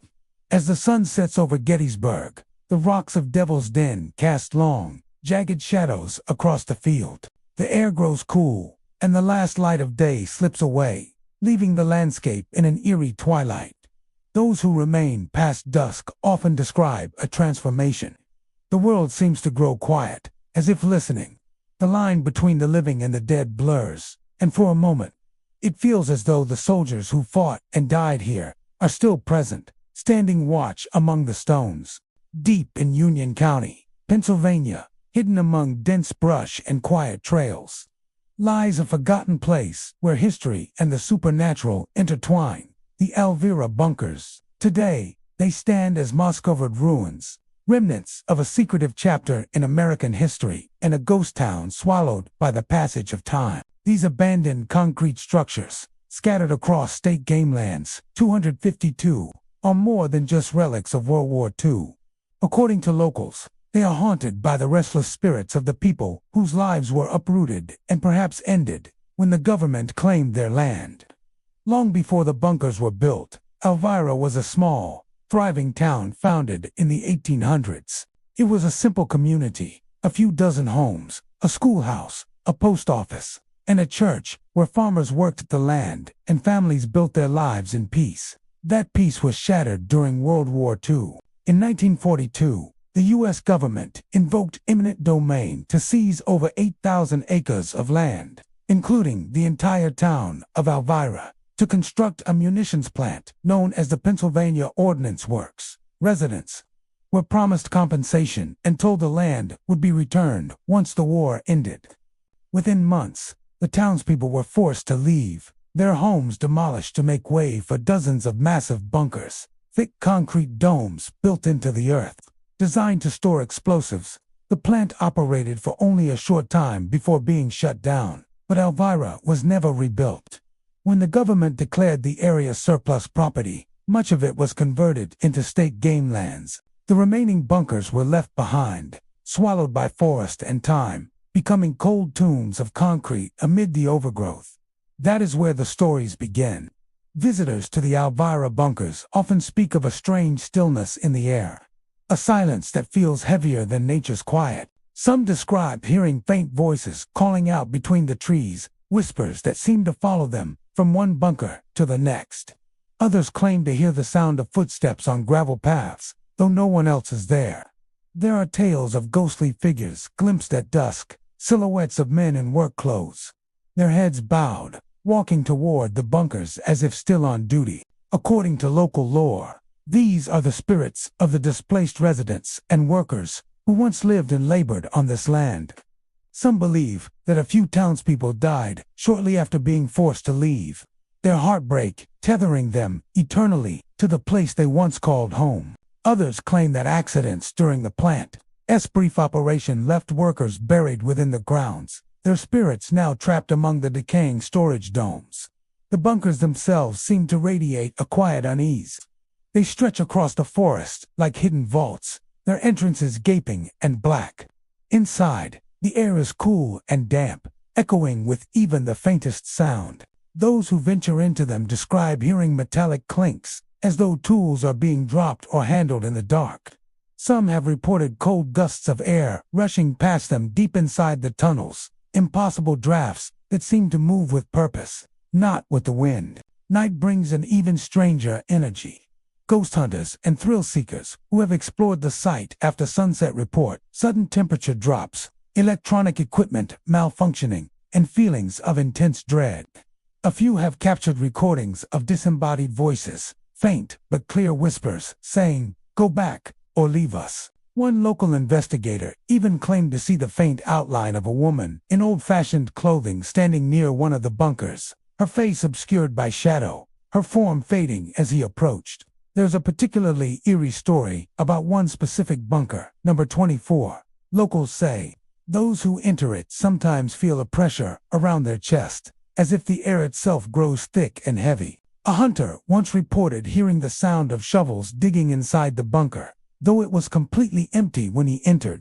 When he fled outside, he looked back to see what appeared to be a pale blue light flickering at the doorway, only to vanish the moment he blinked. Even in daylight, the place feels unnervingly still. The forest seems to absorb sound. Birds grow silent, and the wind itself seems to hesitate. Some visitors describe an inexplicable feeling of sadness that settles over them while walking through the remains of what was once a living town.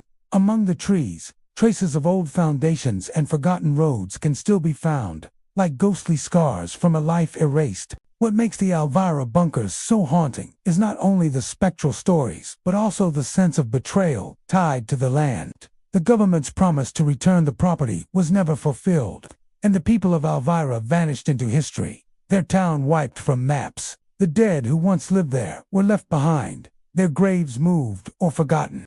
Perhaps it's no wonder that the air feels charged with lingering sorrow, as if the spirits of Elvira's past still wander, unable to rest.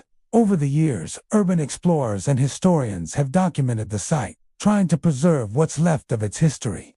But even they admit that something about Elvira feels different. It's not just an abandoned site. It's a place that hums with energy. A place where time doesn't quite move the way it should. Some leave small offerings, coins, flowers, or notes at the entrances of the bunkers, hoping to honor the dead and keep whatever spirits remain there at peace. As the forest continues to reclaim the land, the bunkers stand like silent guardians of the past. Their concrete shells crumble, vines creep over their edges, and nature swallows the evidence of human ambition. Yet, for those who visit, the sense of presence remains unmistakable. A whisper in the wind, a fleeting chill, a shadow moving just beyond sight. Deep in the vast, untamed wilderness of north-central Pennsylvania lies the Quahana Wild Area, a stretch of land defined by solitude, silence, and secrets. Hidden among the dense forests and rolling ridges of Cameron County, this remote region holds remnants of a strange and unsettling chapter in America's Cold War history, the abandoned nuclear jet engine testing bunkers. Today, they stand as hollow monuments to forgotten ambition, concrete sentinels, half swallowed by moss and earth. But for those who dare to explore their shadowed halls, there's a sense that something else lingers here, something not entirely human. The story of the Quahana bunkers begins in the 1950s, when the U.S. government and private defense contractors launched a daring experiment. At the height of the Cold War, when the race for nuclear dominance was at its peak, engineers sought to develop a nuclear-powered jet engine, an aircraft that could fly indefinitely without refueling. The remote wilderness of Quahana was chosen as the testing ground for this groundbreaking project. The region's isolation made it perfect for secrecy and safety. Should anything go catastrophically wrong, massive concrete bunkers and testing facilities were constructed deep in the forest. These structures were fortified, built to withstand immense heat and radiation. Inside, powerful turbines and reactors were tested, pushing the limits of engineering and perhaps of reason. The workers who lived and labored here were sworn to silence, their identities known only to a select few. To outsiders, the sudden influx of scientists and military personnel into the woods was a mystery.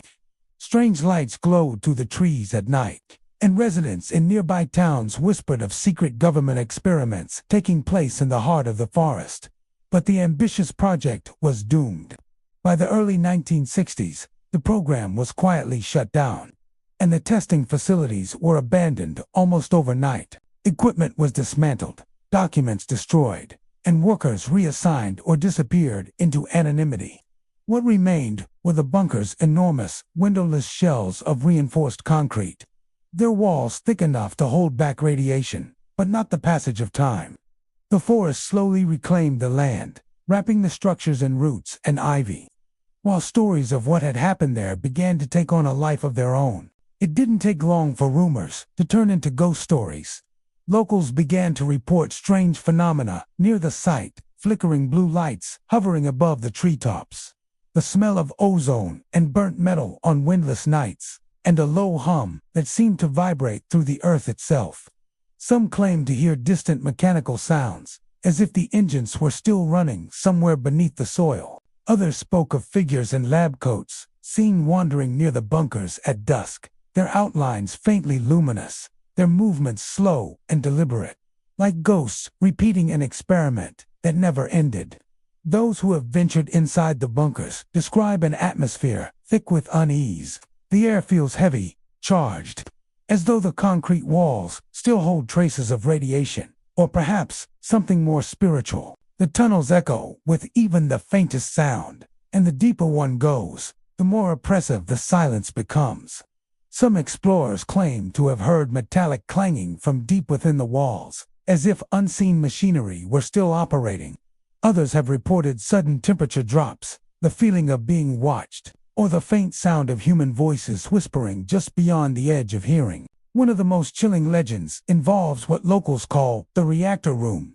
It said that, deep within one of the larger bunkers, lies a sealed chamber that once housed a nuclear core used for experimental propulsion tests. The room, according to rumor, still emits an unnatural glow, a sickly green light that seeps through cracks in the concrete. Those who've claimed to see it describe a feeling of dizziness, followed by overwhelming sadness or disorientation, as though the air itself is infused with grief. Paranormal investigators have tried to locate the chamber for years, but it remains hidden, either buried by debris or deliberately concealed. Some believe that the spirits haunting the Quahana bunkers are those of the scientists who once worked there, men and women who pushed the boundaries of science and paid the price.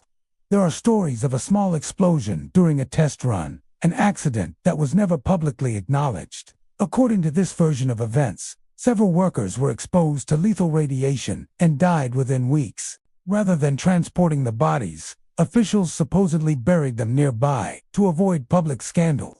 Whether true or not, the story has persisted for decades, and many believe that the restless energy in the area belongs to those unacknowledged dead. Others suggest that what people encounter in the Quahana Wild area isn't supernatural in the traditional sense, but something born of radiation itself, strange electromagnetic disturbances, or energy imprints from the experiments that once took place there. Hikers have reported compasses spinning wildly, batteries draining without explanation, and camera equipment malfunctioning as soon as they near the old bunkers. At night, some claim to see shimmering figures in the distance, not quite human, not quite light, moving slowly between the trees, then vanishing without a sound. Despite the unsettling stories, the site draws a steady stream of explorers, historians, and paranormal enthusiasts. Many come for the thrill of stepping into a forbidden piece of history, where Cold War secrecy meets ghostly legend. Those who have spent time there describe a feeling that's difficult to put into words, as if the forest itself remembers what happened. The bunkers don't just sit abandoned, they wait. Today, the Quahana Wild area remains one of Pennsylvania's most isolated places. The roads that lead there twist through endless woods, and cell service fades long before you reach the site. When fog rolls in, the bunkers appear like shadows from another world, their concrete domes barely visible through the mist. Standing before them, it's easy to imagine the hum of reactors, the echo of footsteps in corridors long empty, and the ghosts of scientists forever bound to their experiments. Hidden deep within the quiet woods of Blair County lies Corbett Tunnel, a relic of a bygone age that has become one of Pennsylvania's eeriest and most whispered about landmarks. Built in the late 1800s as part of a local railroad line, the tunnel once echoed with the thunder of locomotives and the clatter of steel wheels on iron rails. But those sounds have long faded, leaving only darkness, dripping water, and stories of ghosts, whispers, and phantom trains that still race through the black heart of the tunnel long after the last line was shut down. The Corbett Tunnel isn't large compared to the grand tunnels of the old Pennsylvania Railroad, but what it lacks in size, it makes up for in atmosphere. It stretches just a few hundred feet through a wooded hillside, its arched stone entrance overgrown with ivy and moss. Inside, the air is perpetually damp and cool, filled with the scent of wet earth and rust. When the wind blows just right through its hollow, it moans like the distant wail of a locomotive, a sound that has terrified and fascinated generations of locals. By day, the tunnel is merely unsettling, a crumbling piece of history swallowed by nature. But at night, the place transforms. Darkness swallows the narrow passageway whole, and even the bravest explorers admit that a primal dread takes hold once they step inside. The faint drip of water from the ceiling, the distant echo of footsteps, and the constant feeling that someone or something is just behind you make it nearly impossible to shake off the unease. For years, people have told stories about strange sounds that emanate from within. Campers, hikers, and late-night thrill-seekers report hearing the unmistakable whistle of a train echoing through the woods. Some describe the sound as faint and distant, like a memory carried on the wind. Others swear it's deafening, shaking the ground as though a freight engine is barreling straight through the hillside. When they peer into the tunnel, expecting to see headlights or hear the clanging of steel on steel, there is only darkness and the faint smell of smoke that quickly fades into the cold air. Local legend claims that the phantom train is not just a residual echo of history, but a ghostly reenactment of a tragic event. According to one story passed down for decades, a derailment occurred near the tunnel sometime in the early 1900s. A train carrying coal was said to have jumped the tracks during a storm, sending several cars tumbling into the ravine. Some say a brakeman was killed instantly, trapped beneath the wreckage. His body was never recovered, and it's believed that his spirit lingers, doomed to relive the moment of impact again and again. Other tales tell of a lone worker who died during the tunnel's construction.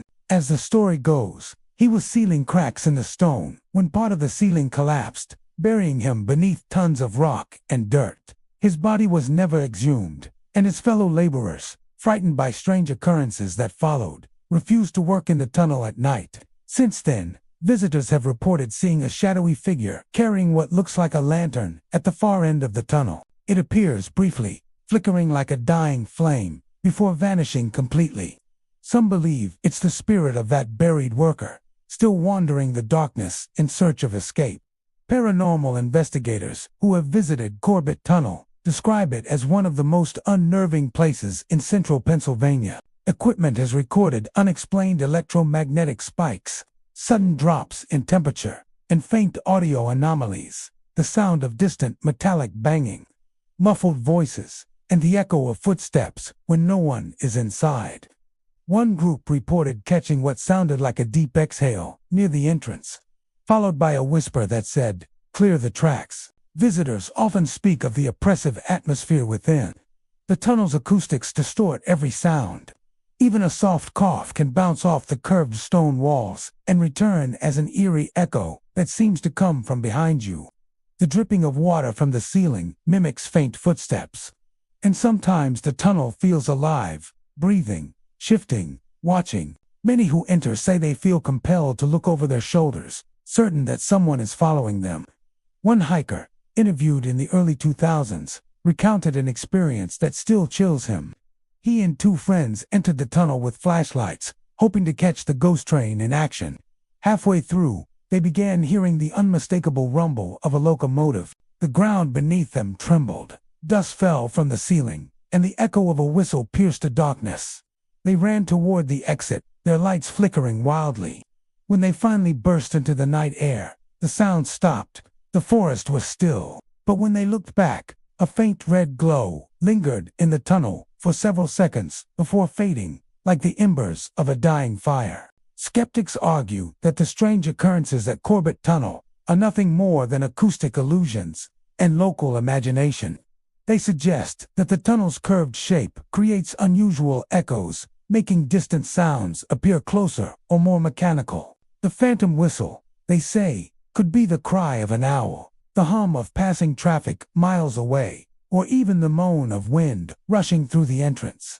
Yet even skeptics admit that there is something undeniably strange about the atmosphere, a heaviness that presses on the chest, an electricity in the air that makes your skin prickle. Locals avoid the area after dark, and those who live nearby claim the tunnel comes alive around midnight. A few have even heard the distant clang of metal, as though a ghostly train was still preparing for departure.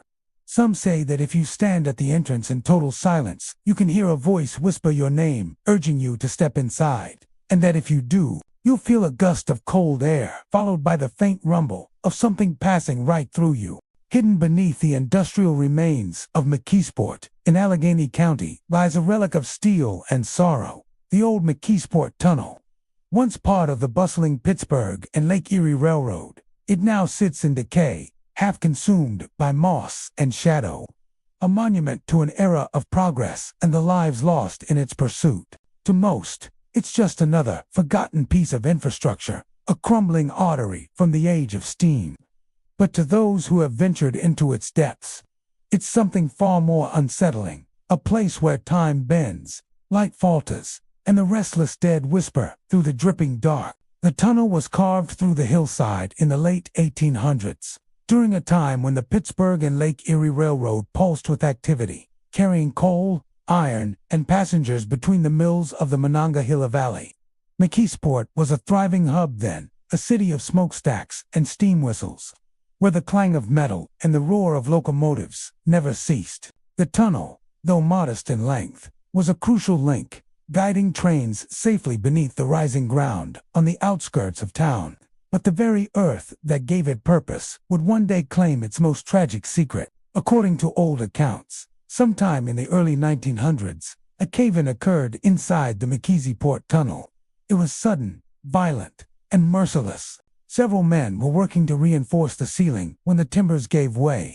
Most escaped with minor injuries, but one worker, a brakeman named Thomas Keenan, was trapped beneath tons of rock and debris.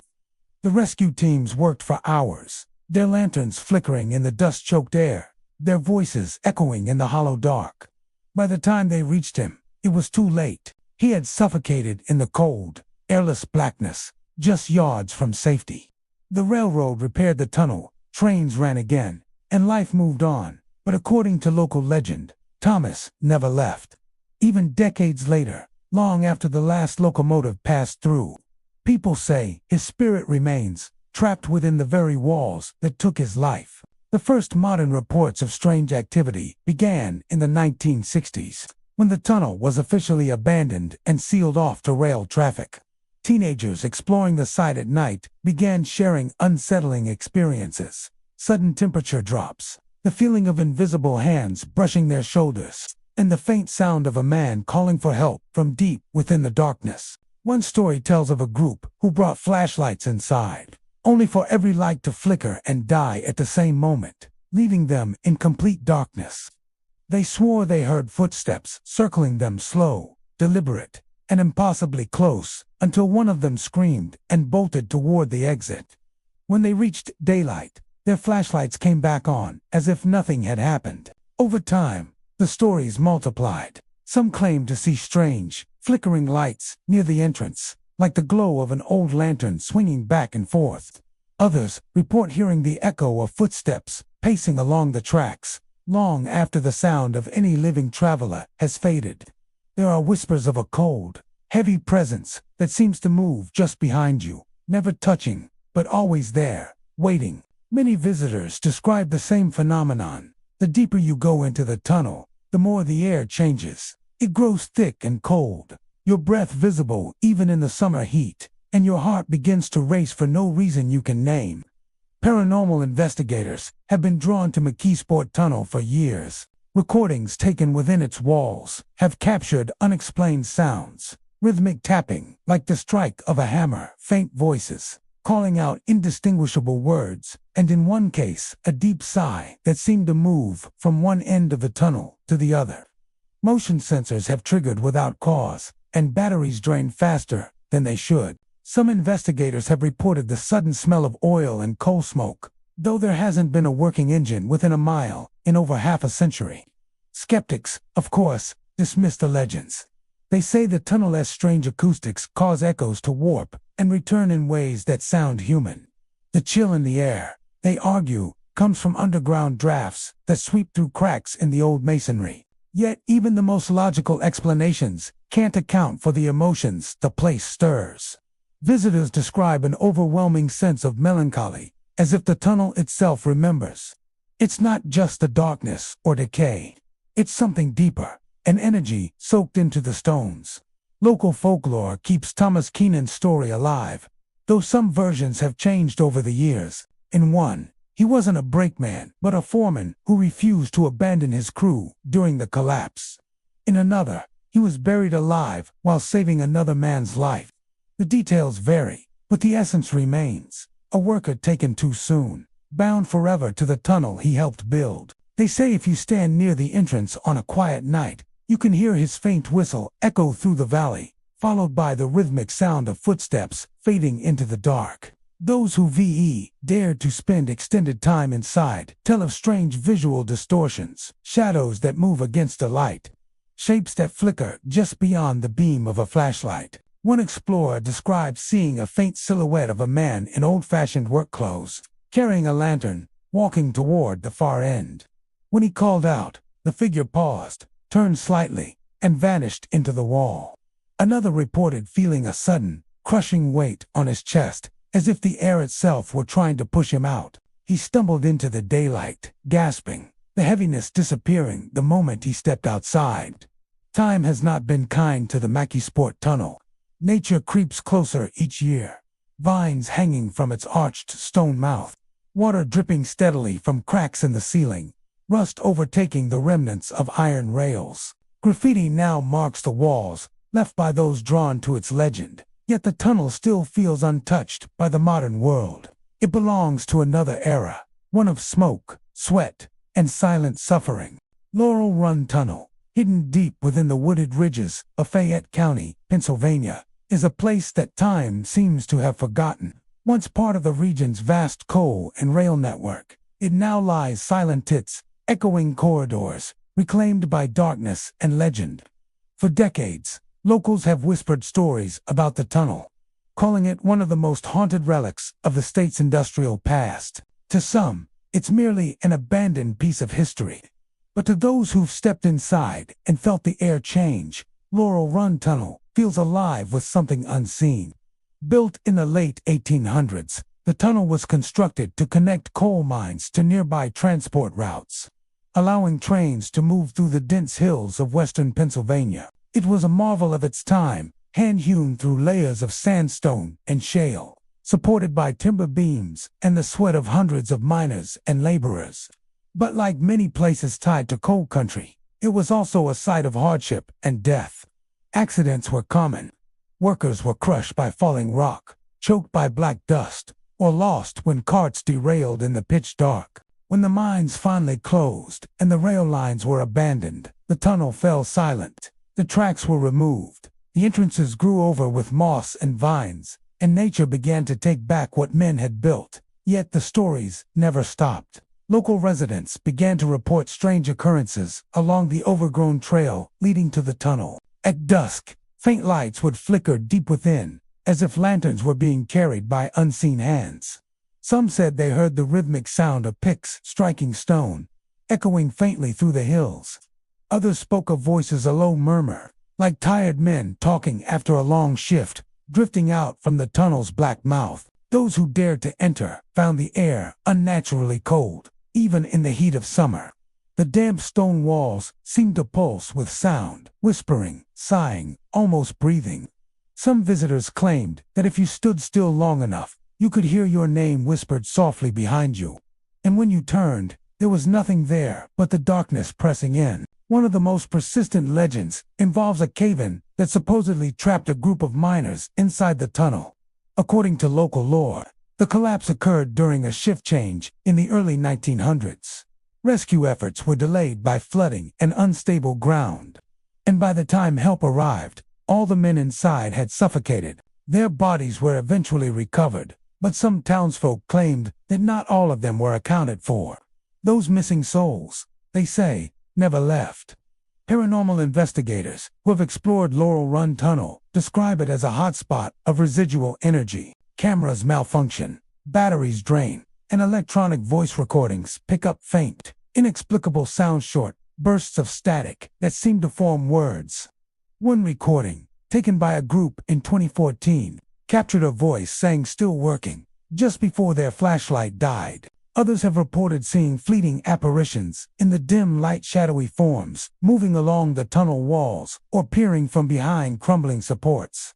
These figures vanished the moment they are approached, leaving only the echo of footsteps fading into silence. Some witnesses describe a single glowing light that moves steadily down the tunnel as if carried by a lantern, only to disappear midway, swallowed by the dark. Perhaps the most chilling tale is that of the whistling miner. As the story goes, one of the men killed in the collapse was known for whistling while he worked, a habit that kept his spirits up during long, dangerous shifts. Today, hikers claim that on certain nights, especially during misty weather, a faint, cheerful whistle can be heard drifting from the tunnel entrance. It lasts only a few seconds before cutting off abruptly, leaving an oppressive quiet in its wake. Scientists and skeptics dismiss these accounts as natural effects, wind currents creating sound, changes in temperature causing condensation to form light distortions, and the tunnel's acoustics amplifying echoes in strange ways. But even those explanations failed to ease the feeling many describe, the sense that someone or something is watching from the shadows. During the day, Laurel Run Tunnel feels merely abandoned, a relic of the industrial age, hidden beneath the trees. But as dusk settles, the atmosphere changes. The forest grows still. The cicadas quiet. A thin mist gathers around the tunnel mouth, and the air turns dense, heavy with moisture and memory. Those who have been there say you can almost hear the past in that stillness, the clang of tools, the rumble of distant machinery, the labored breaths of men buried under stone. The tunnel's haunting has become part of Fayette County's folklore, attracting ghost hunters and urban explorers from across Pennsylvania. Some bring cameras and recording devices. Others bring offerings, old miners, lamps, flowers, or coins to leave at the entrance as a sign of respect. Many who visit leave with an unshakable sense that they've trespassed on sacred ground. Even the local wildlife seems to avoid the area after dark. Only the wind seems to move, curling through the tunnel's depths and returning with a hollow, almost human sigh. Over time, Laurel Run Tunnel has become more than just an abandoned structure. It is a living memory carved into stone, echoing with the remnants of human struggle and loss. Whether or not one believes in ghosts, there's no denying that the place holds energy. It's the kind of silence that carries a story, the kind that makes the hairs on the back of your neck stand up for reasons you can't explain. To this day, few dare to venture far inside. Those who do often describe a moment when they feel compelled to stop, an instinct, a warning, or perhaps a whisper telling them to turn back. They step out into the open air, heart pounding, and when they glance behind them, the tunnel looms like a mouth waiting to swallow them whole. Hidden deep within the rolling hills of Westmoreland County lies a relic from Pennsylvania's industrial age, the Westmoreland Tunnel. Its crumbling stone entrance, veiled by creeping ivy and the silence of the surrounding woods, offers little hint of the horrors and legends that have grown around it. Once carved to carry trains through the hills, the tunnel has long since fallen into decay. But those who venture inside say it never truly sleeps. They speak of whispers that ride on the damp air, footsteps echoing where no living soul walks, and the feeling of unseen eyes following every move. Dozens of men worked day and night, cutting through layers of unforgiving stone, using hand tools, dynamite, and sheer determination. The work was dangerous, backbreaking, and often deadly. Their names have been lost to time, but locals say their spirits never left the dark corridors they helped carve. According to legend, one of the worst accidents occurred near the western entrance. A crew of miners was working deep within the tunnel when a misfired charge caused a massive collapse. The ceiling caved in, burying several men alive beneath tons of rock and timber. Despite frantic rescue efforts, only a few bodies were ever recovered. For years afterward, workers claimed they could still hear tapping from deep within the sealed rock, as if the dead were trying to dig their way out. Eventually, construction resumed, but from that point forward, the men worked in near silence, fearful of angering whatever spirits remained entombed within the stone. Today, the tunnel lies abandoned. The tracks have been torn up, and the entrances are half swallowed by undergrowth. Inside, water drips steadily from the ceiling, forming shallow pools on the uneven floor. The walls, slick with condensation, seem to breathe in the shifting light. Visitors describe the place as oppressively claustrophobic. Its narrow, twisting passageways amplify every sound, turning the faintest echo into something alive and menacing. Those who have explored the tunnel at night tell eerily similar stories. Some describe feeling a sudden drop in temperature, as if they had stepped through an invisible curtain of cold air. Others say they feel a brush against their shoulders or a tug at their clothing, though no one is there. The sensation of being watched is almost universal. It creeps up slowly, first as a tickle at the back of the neck, then as a heavy presence that makes every step forward feel like a violation. Many have reported the sound of chains rattling in the distance. Some claim to have seen faint lights flickering just ahead, resembling lanterns swinging slowly back and forth. Yet when they move closer, the lights vanish, leaving only impenetrable darkness. One explorer recounted how he heard the distinct clang of metal tools striking rock, echoing faintly from deeper within the tunnel. But as he moved toward the sound, it stopped abruptly, replaced by a whisper, so close it felt as if someone were breathing into his ear. There are even stories of shadowy figures moving just beyond the reach of flashlight beams. Witnesses described them as tall, human shapes, sometimes standing still, sometimes gliding silently along the walls. They never make a sound, and when approached, they dissolve into the blackness. Paranormal investigators who have visited the site claim to have captured strange anomalies on camera. Mist-like forms appearing in photographs, unexplainable temperature fluctuations, and faint, distorted voices recorded on electronic devices. Locals believe these manifestations are tied to the workers who perished during construction. According to one tale, a foreman named Elias Granger was among those killed in a collapse near the tunnel's midpoint. Granger was known for his distinctive pocket watch, which he carried everywhere. Years after his death, hikers claimed to hear a faint ticking echoing through the tunnel hallways, steady, rhythmic, and unmistakably close.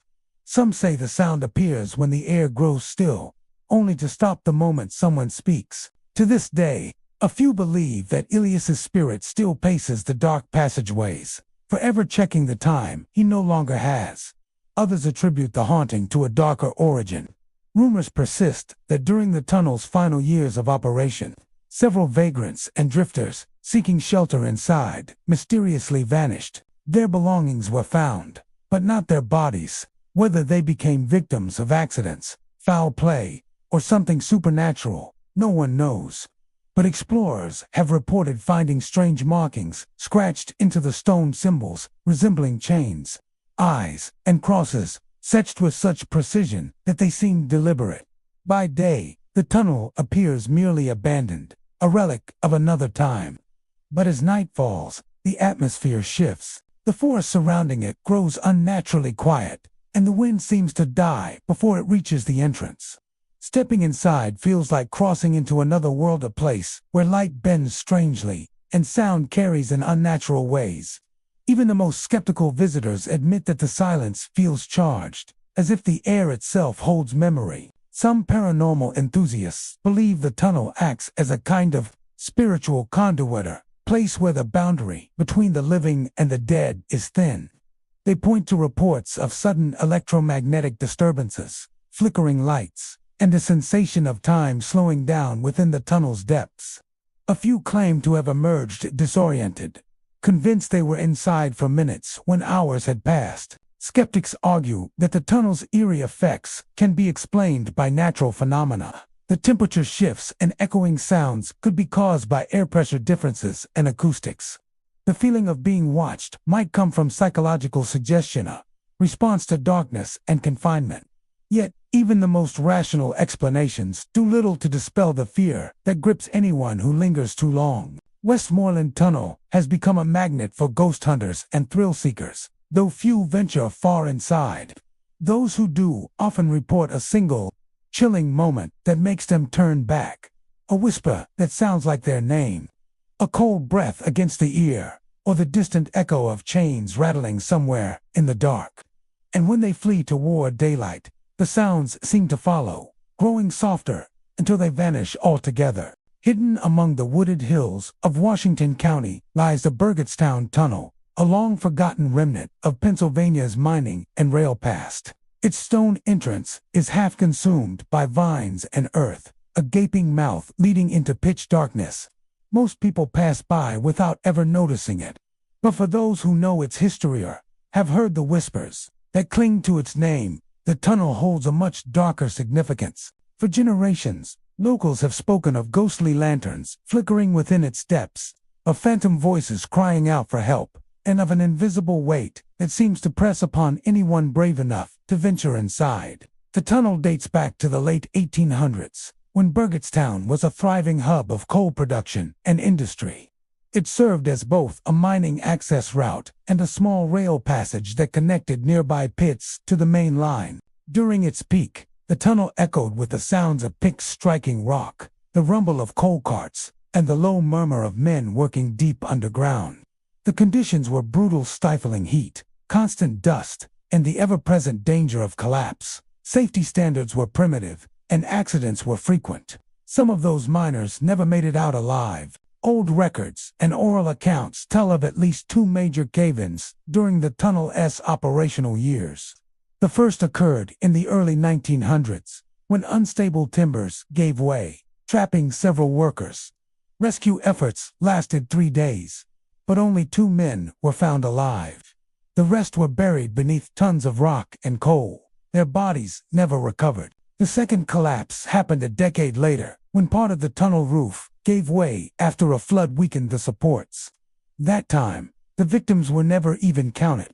After that tragedy, the company sealed portions of the tunnel and moved operations elsewhere, leaving behind a hollowed corridor of stone, rust, and grief. For years afterward, local residents reported strange occurrences near the tunnel. Farmers riding past after dark claimed to see faint lantern lights bobbing in the distance, moving slowly back and forth before vanishing into the hillside. Others said they heard the distant sound of metal clanging like tools striking rock long after the last miners had gone. Some even swore they could hear voices echoing faintly from the depths, calling for help in tones that seemed too real to dismiss. By the 1950s, the tunnel was officially abandoned. The entrance was partially blocked by landslides, and vegetation slowly began reclaiming the structure. Yet the legends only grew stronger. Teenagers from nearby towns would dare each other to go inside after dark, armed with flashlights and bravado. Some would return shaken and pale, unable to explain what they'd heard. Others refused to speak of it altogether. One such story tells of 2 brothers who explored the tunnel one autumn night. They claimed that the deeper they went, the heavier the air became, if the very atmosphere were thick with unseen weight. Their flashlights flickered, and the sound of dripping water echoed endlessly off the stone walls. Then, about halfway through, they heard it, the faint clang of metal, rhythmic and steady, like someone working just ahead. Thinking it might be another explorer, they called out, but the sound stopped instantly. Moments later, a cold draft swept past them, carrying with it the faint smell of smoke and earth. One brother said he felt something brush against his armor, soft, deliberate touch. They turned back, but as they hurried toward the exit, they both heard a single, drawn-out moan reverberate through the tunnel. They didn't stop running until they were outside, gasping in the night air. Those who visit today describe an almost tangible shift the moment they step inside. The first few feet are merely dark and damp, but as you go deeper, the atmosphere changes. The tunnel seems to swallow sound. The walls feel closer, the air heavier. Each footstep echoes unnaturally, as though multiple sets of steps are following just behind. Some visitors report sudden drops in temperature, cold spots that move with them, or the faint glimmer of a light flickering deep within, like a lantern swaying gently in the dark. One paranormal investigator, who spent a night recording inside, described the experience as like being surrounded by invisible people. He captured faint voices on his equipment, low and muffled, too distorted to make out words. At one point, his team's instruments registered sharp temperature fluctuations, followed by what they described as an oppressive energy, heavy enough to make breathing difficult. The recording ended abruptly when one of the cameras shut off on its own. Another local legend speaks of a miner named Samuel Harlow, said to have been among those lost in the first collapse. Harlow was known for carrying a brass lantern, one that burned brighter than most. Some claim that his spirit still roams the tunnel, searching for a way out. People who have seen the phantom light say it moves slowly, hovering a few feet above the ground, then fades as suddenly as it appears. A few who have dared to follow it deeper inside claim that the light always stops just before a collapsed section of wall right where Harlow and his men were believed to be buried. The physical environment of the tunnel adds to the sense of dread. The walls are cracked and uneven, streaked with soot and mineral stains. Water trickles constantly from the ceiling, echoing like faint whispers in the distance. Rusted remnants of rail equipment lie half buried in the mud. The deeper sections are almost completely dark, and even strong flashlights seem to lose their strength, the beams swallowed by the black. Visitors often describe a pulsing silence and unnatural stillness broken only by their own breathing.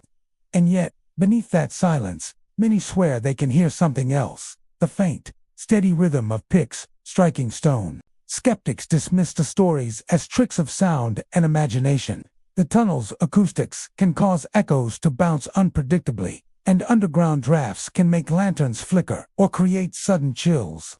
But even they admit there's something unsettling about the place.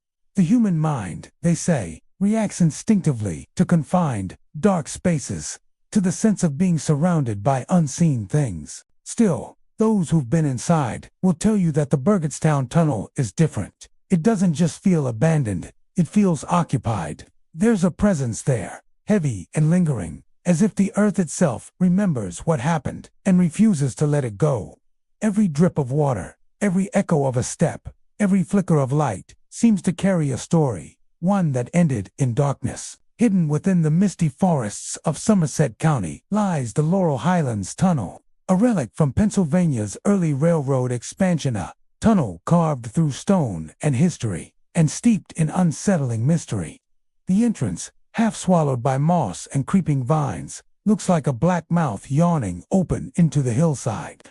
Few dare to step inside now, not because of its decay, but because of the chilling stories that surround it. They say the tunnel is alive with echoes of the past, sudden drops in temperature, flickering orbs of light that hover like sentient fireflies, and shadows that move without a source. But perhaps most disturbing of all are the sounds, laughter, faint and childlike, that drifts through the dark long after sunset. The Laurel Highlands Tunnel was begun in the mid-1900s, when Pennsylvania's mountainous terrain posed a major obstacle for expanding the rail network. Men worked long shifts, their lamps barely cutting through the dust and smoke that filled the air. The pay was meager, and the risks were enormous. Cave-ins were common, and with primitive safety standards, many workers were crushed or suffocated before they ever saw daylight again. Local archives record several accidents during its construction, but one, in particular, still haunts the region's folklore.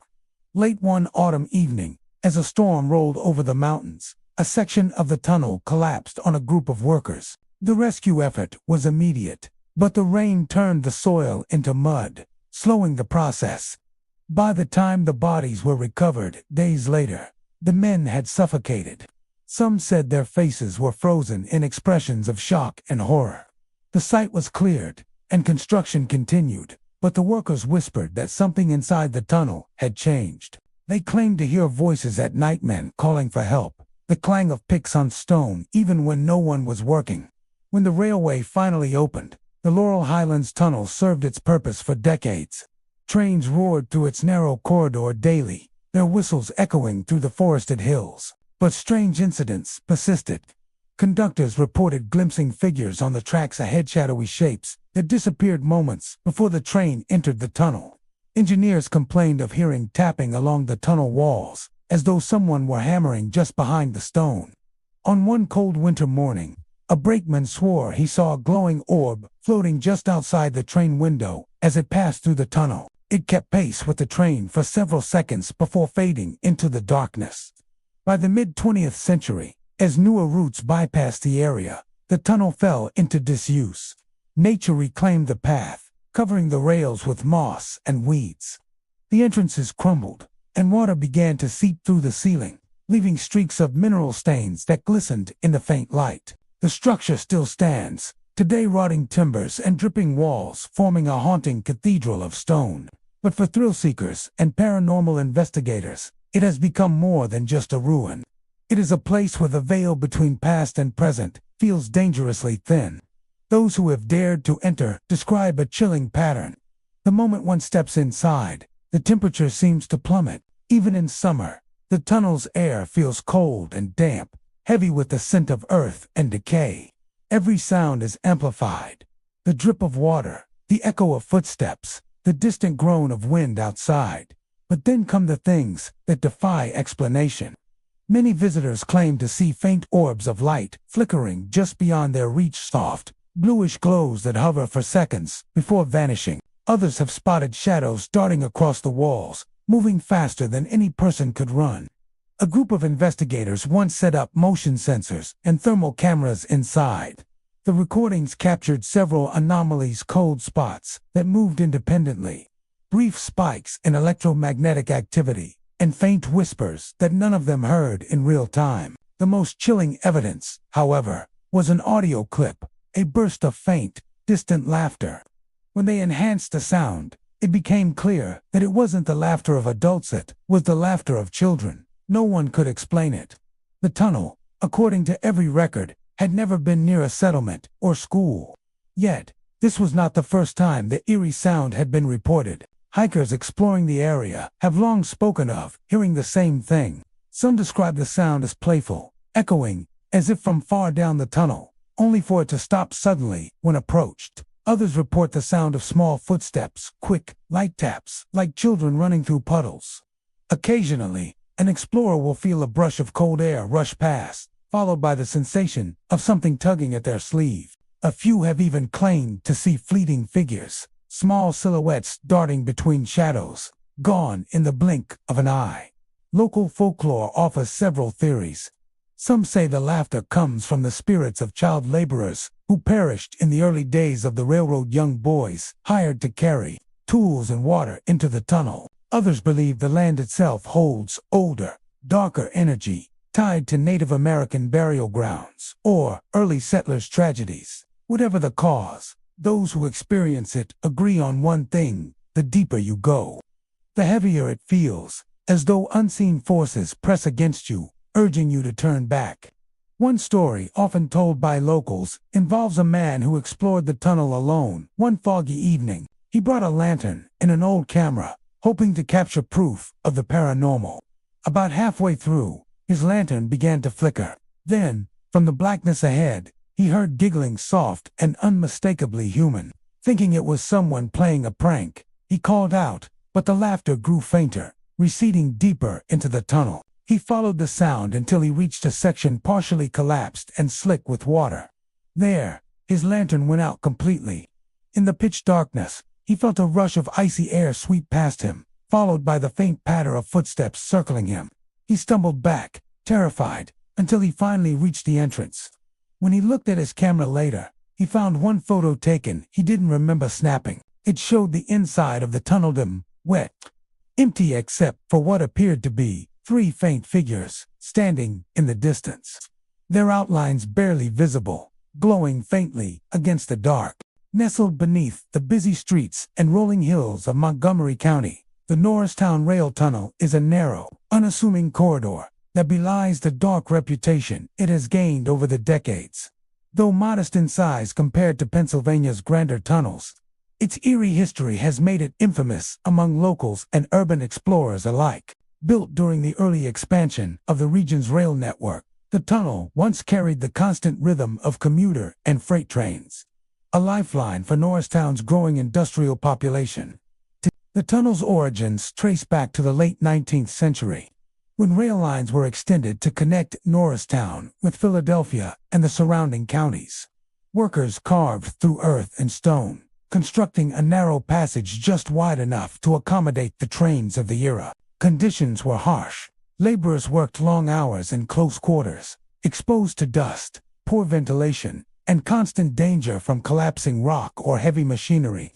Even small accidents were often fatal, and many of those who died inside the tunnel were never properly memorialized. Over time, tales began to emerge from both commuters and workers who frequented the tunnel. Train operators and station employees reported fleeting figures appearing on the platforms adjacent to the tunnel entrances, ghostly silhouettes that would vanish the instant anyone tried to approach. Maintenance crews, who spent nights inspecting the tracks, spoke of tools moving on their own or disappearing entirely, only to reappear in locations no one could explain.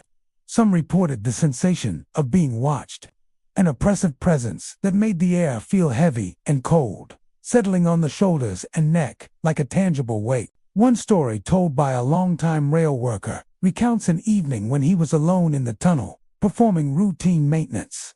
As he adjusted a set of signal switches, he noticed a shadow flicker across the walls, moving independently of any source of light. He froze, thinking it might be a trick of his lantern, But then he heard a voice, a soft, almost pleading whisper urging him to leave. He bolted from the tunnel, leaving his tools scattered, and later found them arranged neatly near the entrance, as if placed there by unseen hands. Commuters over the years have also described eerie experiences near the tunnel.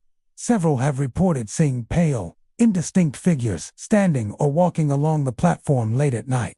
Dressed in clothing reminiscent of early 20th century workers, some figures appeared to be watching, while others seemed trapped in an eternal motion, climbing imaginary steps or disappearing into the tunnel mouth.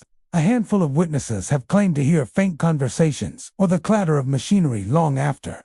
The rail line was decommissioned, as though the tunnel itself retained the echoes of its bustling past. Paranormal investigators drawn to Norristown Rail Tunnel describe a unique and unsettling energy.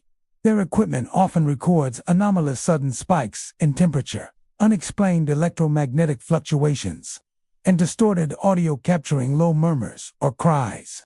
On one documented investigation, a group of investigators set up cameras and sensors throughout the tunnel. They reported fleeting orbs of light drifting along the tracks and cold pockets of air that seemed to move independently, brushing past them in unnatural ways. One investigator described a moment when he turned to follow a faint glow, only to find nothing there yet. The light had been visible on the cameras afterward, hovering in the middle of the tunnel before vanishing. Perhaps the most chilling encounters involve the voices themselves. Witnesses frequently report hearing disembodied whispers, urging them to leave immediately. The tone varies from soft warnings to sharp, commanding phrases, and the sound often seems to come from multiple directions at once. Those who have stayed longer describe a sensation of being encircled, a presence pressing from every angle, growing heavier the further they venture into the tunnel. Some have even experienced sudden dizziness, nausea, or a sense of panic, compelling them to retreat to the safety of daylight. Local legend attributes these disturbances to the spirits of workers who died during construction or while the tunnel was in operation. Some say the figures seen along the platforms are remnants of commuters or trainmen, eternally repeating their last moments. Others believe the tunnel has absorbed the tragic energy of accidents, collapses, and unrecorded deaths, making it a hotspot for residual hauntings. Some accounts even suggest that more restless entities, unidentified spirits, wander the tunnel, reacting to intruders with hostility or curiosity. The tunnel's physical features enhance its eerie atmosphere. Its narrow walls amplify sound, making each footstep echo unnaturally, and the uneven stone floor creates shadows that shift with any source of light. Even a small flashlight can cast long, contorted shapes across the walls, playing tricks on perception and heightening the sense of being watched. In combination with the legends, these features create an environment where fear seems to inhabit the very walls, a living reminder of the lives once entwined with the tunnel. Despite the warnings, urban explorers and paranormal enthusiasts continue to visit, drawn by curiosity and the promise of encountering the unexplained. They report experiences that range from faint whispers and sudden cold spots to fleeting glimpses of figures in the corner of their eyes. Cameras and audio equipment often capture anomalies that cannot be easily explained. From faint lights and shadowy silhouettes to strange noises echoing in the otherwise silent tunnel. Over the decades, Norristown Rail Tunnel has become more than just an abandoned corridor. It is a monument to human toil, tragedy, and the echoes left behind by those who perished. Every creak of stone, every flicker of light, every whisper in the dark is said to carry a fragment of its history. Visitors describe the tunnel as a place that hums with memory, a place where the past refuses to stay buried, and where the spirits of Norristown's rail workers remain present, watching, waiting, and warning all who dare to enter. Tucked deep within the rugged hills of Schuylkill County lies the Ashland Tunnel, a narrow, dark passageway that once formed part of Pennsylvania's anthracite coal rail network. Constructed in the late 19th century, the tunnel was designed to carry freight trains, transporting coal from the mines to the broader rail system. Today, its entrances are partially hidden by overgrown brush, and the tracks have long since been removed. Yet, despite decades of abandonment, the tunnel retains a chilling reputation that draws the curious, the brave, and the paranormal-minded into its claustrophobic depths. Locals speak in hushed tones of crying voices echoing from within, of tools scraping against stone, and of the unmistakable sense that the spirits of miners who perished there still wander the tunnel's dark corridors. The history of Ashland Tunnel is steeped in human toil and tragedy. Anthracite mining was perilous work, requiring men to labor long hours under dangerous conditions. During the tunnel's construction, dozens of miners risked their lives digging through solid rock with only hand tools, pickaxes, and rudimentary explosives. Accidents were frequent. Roof collapses, gas explosions, and flooding claimed the lives of many workers, some of whom were trapped in the tunnel and never recovered. Though the tunnel eventually became operational, the memory of those who died lingered in local folklore, growing with each retelling of the accidents and mysterious disappearances. Those who venture near Ashland Tunnel today often describe an atmosphere thick with unease. The narrow stone corridor amplifies sound unnaturally, and the damp, musty air feels heavy, almost oppressive. Visitors frequently report hearing sounds that cannot be explained by the natural environment. The distant wail of a miner calling for help, faint shouting carried through the stone walls, and the metallic scraping of tools against rock as if someone is still laboring in the darkness. Even the most skeptical explorers admit that the tunnel seems to hold an invisible weight, pressing on them as they move deeper inside. One common account comes from a group of paranormal enthusiasts who explored the tunnel one autumn evening. Armed with flashlights and recording equipment, they entered the tunnel expecting nothing more than a cold, empty stone passage. But soon, strange occurrences began. The temperature dropped sharply, causing their breath to fog in the dim light. Then came the sounds. Low, anguished cries echoing off the walls, followed by the unmistakable scraping of metal against stone. At first, they assumed the noises were caused by falling debris or animals, but the sounds seemed deliberate, moving along with them as they advanced. When one investigator shone a flashlight toward the source, nothing was there, only endless shadows stretching along the wet, uneven walls. Others described seeing fleeting figures in the corner of their eyes, human shapes gliding silently through the tunnel before vanishing when looked at directly. Some have glimpsed pale faces peering from the darkness, or shadows that linger far too long to be natural. One hiker reported feeling a sudden, cold brush along his shoulder, as if someone had walked past him.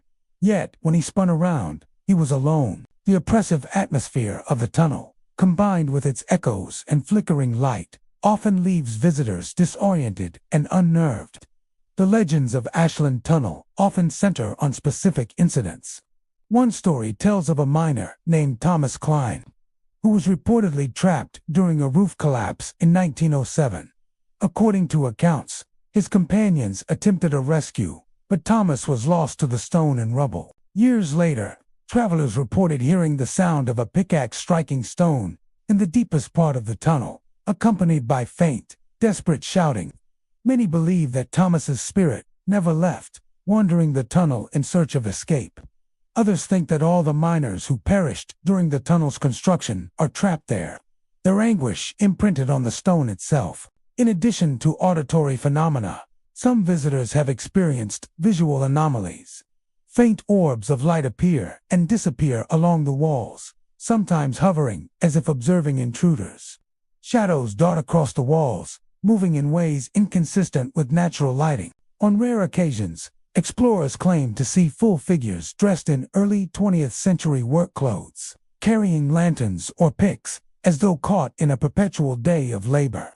These figures are often described as translucent, barely visible, except in the corner of the eye, vanishing entirely when faced directly. The tunnel's physical characteristics enhance its haunting quality. Its walls are slick with condensation, the floor uneven and muddy from years of neglect. Water drips steadily from the ceiling, creating small pools that reflect the dim light and distort shadows. The narrow, winding passageways amplify every noise footsteps. The scrape of metal, even the faintest whisper, echo unnaturally, giving the sense that the tunnel is alive and aware of intruders. Some visitors describe a sensation of being followed, though no one is present. The farther inside, the heavier the air feels, and the more real the presence becomes. Skeptics argue that the tunnel's unsettling effects can be explained by natural phenomena. The narrow stone walls, combined with echoes and drafts, could account for sounds and temperature fluctuations. Flickering lights might be optical illusions created by uneven surfaces and moisture. Yet even rational explanations struggle to account for the uniformity of reports over decades, the repeated experiences of disembodied voices, moving shadows, and the sensation of an invisible presence pressing upon those who enter. Ashland Tunnel has become a magnet for urban explorers and paranormal enthusiasts. Those who visit report experiences that are difficult to dismiss: sudden chills, strange noises, and fleeting visions that seem to belong to another time. The tunnel, though abandoned, carries the weight of its tragic past, and the spirits of miners lost to accident or collapse are said to remain. It is a place where history, memory, and the supernatural converge, a stone corridor that refuses to be forgotten, where the dead continue to walk silently among the living. Hidden in the rolling hills of Cambria County, the Connemore Tunnel stands as a silent relic of Pennsylvania's railroading past. Built during the early 20th century as part of the expanding regional rail network, it was designed to allow trains to cut through the rugged terrain, connecting industrial towns with coal mines and markets beyond. Though its stone walls and archways were a marvel of engineering for the era, the tunnel quickly became associated with tragedy. In the 1920s, a catastrophic construction accident claimed the lives of several workers, and locals say the spirits of those men have never truly left. Today, the Connemore Tunnel is abandoned, its entrances half swallowed by vegetation. Yet it remains a place where the past feels palpably present, and the air itself seems heavy with unseen eyes. The tunnel's history is marked by danger from its very inception. Carving a passage through solid rock with the tools of the early 1900s was perilous work. Teams of laborers labored long hours in dim light, using picks, shovels, and early blasting techniques to remove tons of stone. Roof collapses, equipment failures, and exposure to gas and dust were constant threats. The fatal accident of the 1920s, when part of the tunnel roof gave way on unsuspecting workers, became a defining moment in its history. Several men were trapped beneath tons of rock and debris, their bodies crushed or suffocated before rescue crews could reach them. The tragedy left an indelible mark on the community, and whispers of restless spirits began circulating almost immediately afterward. Those who venture near the tunnel today often report an unsettling atmosphere from the very first steps inside. The stone walls, now damp and cracked, seem to absorb light, making even a strong flashlight appear weak and insufficient. The air grows colder as visitors progress, heavy with moisture and the scent of earth and decay. Many describe feeling an invisible pressure, as though unseen hands are brushing against their shoulders or following their movements. Footsteps echo unnaturally, carrying the sound of someone or something walking just behind, though no one else is present. One common phenomenon reported is the sudden chill that sweeps through the tunnel. It is not a gentle cold, but a sharp, penetrating drop in temperature that seems to originate from the walls themselves. Some visitors have felt these icy drafts wrap around them, lingering for moments longer than physically possible. Others have experienced brief, fleeting touches on their arms or backs. Sensations so real that they instinctively spin around, only to be met with empty space and silent darkness. Whispers are another hallmark of Connemore Tunnel's haunting. Explorers often report faint voices, too soft to fully understand, echoing through the passage. Sometimes the whispers seem to emanate from the walls themselves, moving from one side to the other, as if the tunnel is breathing its own ghostly narrative. The tones are varied: urgent warnings, mournful calls, and even sounds resembling casual conversation from decades past. Paranormal investigators have recorded these whispers, often distorted, untraceable to any living source, and sometimes layered atop their own ambient noises in ways that defy conventional explanation. Shadows also play a significant role in the tunnel's eerie reputation. Witnesses report fleeting figures darting along the walls, appearing just outside the beam of their flashlights. Some shapes are vaguely humanoid, seeming to walk or crouch just beyond reach. Others are amorphous, moving with an unnatural fluidity that gives the impression of something semi-solid.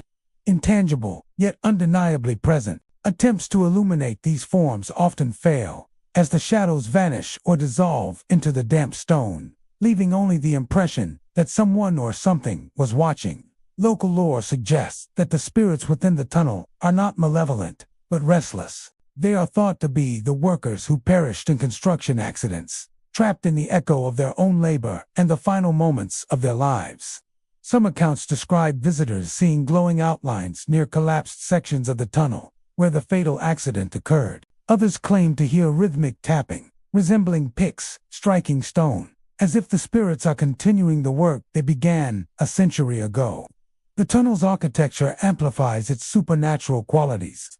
Its narrow, arching passageway creates extreme acoustics, causing every sound to echo multiple times in unpredictable directions. Even the slightest noise, water dripping from the ceiling, boots scraping against stone, or the exhalation of breath can produce phantom effects, which often blend seamlessly with reported paranormal phenomena. The uneven floor, slick with moss and accumulated moisture, adds to the sense of disorientation, making explorers hyper-aware of their surroundings and more susceptible to the tunnel's oppressive atmosphere.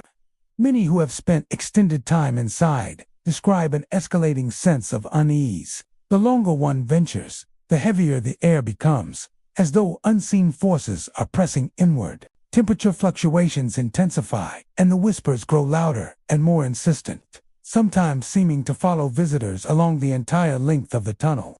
The tunnel's dead ends and curves create a claustrophobic environment that magnifies fear, making even small noises seem threatening and encouraging the mind to perceive figures in the shadows. Despite the warnings, the Coonmore Tunnel continues to attract paranormal enthusiasts and urban explorers. They come with cameras, recording devices, and flashlights, hoping to capture proof of the tunnel's haunted reputation.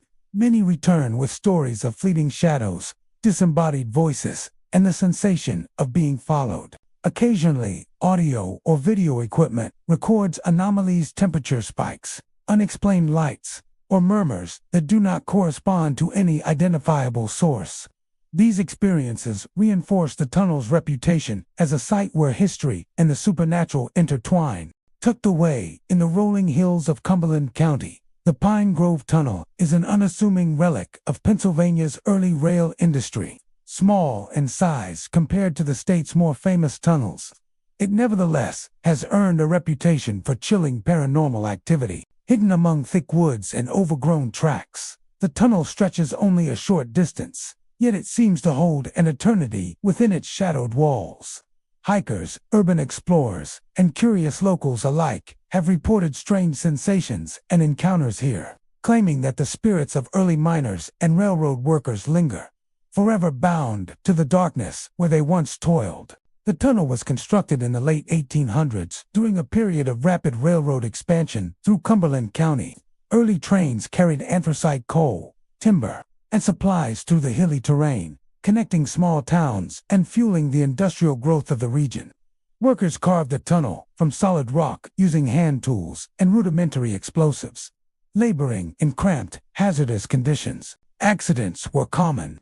Collapses, equipment failures, and gas-related incidents claimed the lives of several workers during construction.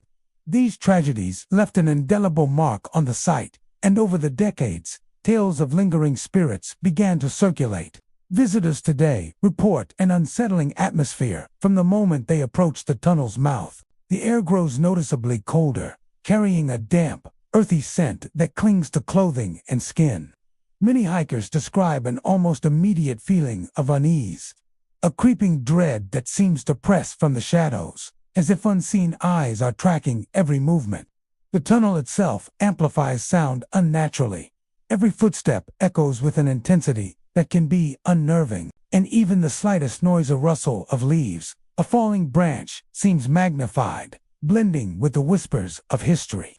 One common phenomenon reported by visitors is the sound of dragging chains. Hikers recount hearing metallic clinking and scraping along the stone floor, as though someone or something is hauling heavy equipment behind them. These sounds are often heard even when no physical source exists. Some have paused mid-step, their hearts pounding, only to feel the sensation of an invisible presence brushing past their shoulders or circling behind them. The chain-like dragging noise is frequently accompanied by sudden drops in temperature, reinforcing the sense that the tunnel is inhabited by restless spirits. Ghostly silhouettes are another frequent occurrence. Locals and explorers alike have described seeing faint, human-shaped forms at the tunnel's mouth, standing motionless as if watching or waiting. These figures often vanish when approached, dissolving into the darkness as if they were never there. Some witnesses claim to have seen figures further inside the tunnel shapes, gliding silently along the walls or crouching in the shadows, too faint to fully discern. A few explorers report seeing workers in period clothing, carrying lanterns or picks, walking through the tunnel as if caught in an eternal loop of labor. These apparitions are typically pale, translucent, and fleeting, yet they leave a lasting impression on those who witness them. The psychological effects of the tunnel are as real as its physical manifestations. Many visitors experience sudden dizziness, a racing heartbeat, or a profound sense of isolation as they progress deeper into the corridor. The tight, dark space enhances claustrophobia, while echoes distort perception, making it difficult to determine where sounds originate. Even rational observers often find themselves questioning what is real and what is imagined. A flashlight flickering, a shadow stretching along the wall, or a distant whisper can feel terrifyingly tangible in the tunnel's oppressive atmosphere. Paranormal investigators drawn to Pine Grove Tunnel have documented a variety of anomalies. Audio recordings often capture faint whispers or muffled calls that cannot be explained by environmental factors. One investigator reported a brief, intense spike in EMF readings near a collapsed section of the tunnel, coinciding with the sound of footsteps running past despite the corridor being completely empty. Others have captured faint orbs of light floating through the tunnel, disappearing as quickly as they appear. Legends surrounding the tunnel often focus on the miners and railroad workers who perished during its construction and operation. Locals tell stories of men trapped under fallen rock, their spirits eternally bound to the site, continuing the work they were denied in life. Some believe the chain-dragging sounds are the echoes of laboring hands, tools sliding across stone floors as the spirits recreate their final moments. The ghostly silhouettes, they say, are remnants of those lost in accident or misfortune, forever lingering at the threshold between life and death. Even hikers who do not actively seek paranormal experiences often encounter the tunnel's unsettling energy. Several have reported feeling compelled to turn back, overcome by sudden fear or an unshakable sense that they are intruding upon something they should not. Others have described the sensation of being followed, with footsteps or whispers moving behind them, only to find that they are alone. Some leave with photographs that, upon later inspection, reveal faint shapes or distortions that were not visible at the time, lending credence to the tunnel's reputation. The tunnel's architecture itself adds to its haunting qualities. Its narrow width and low ceiling create a compressed environment that amplifies every sound, while the stone walls retain cold and moisture, making the air feel heavy and unnatural.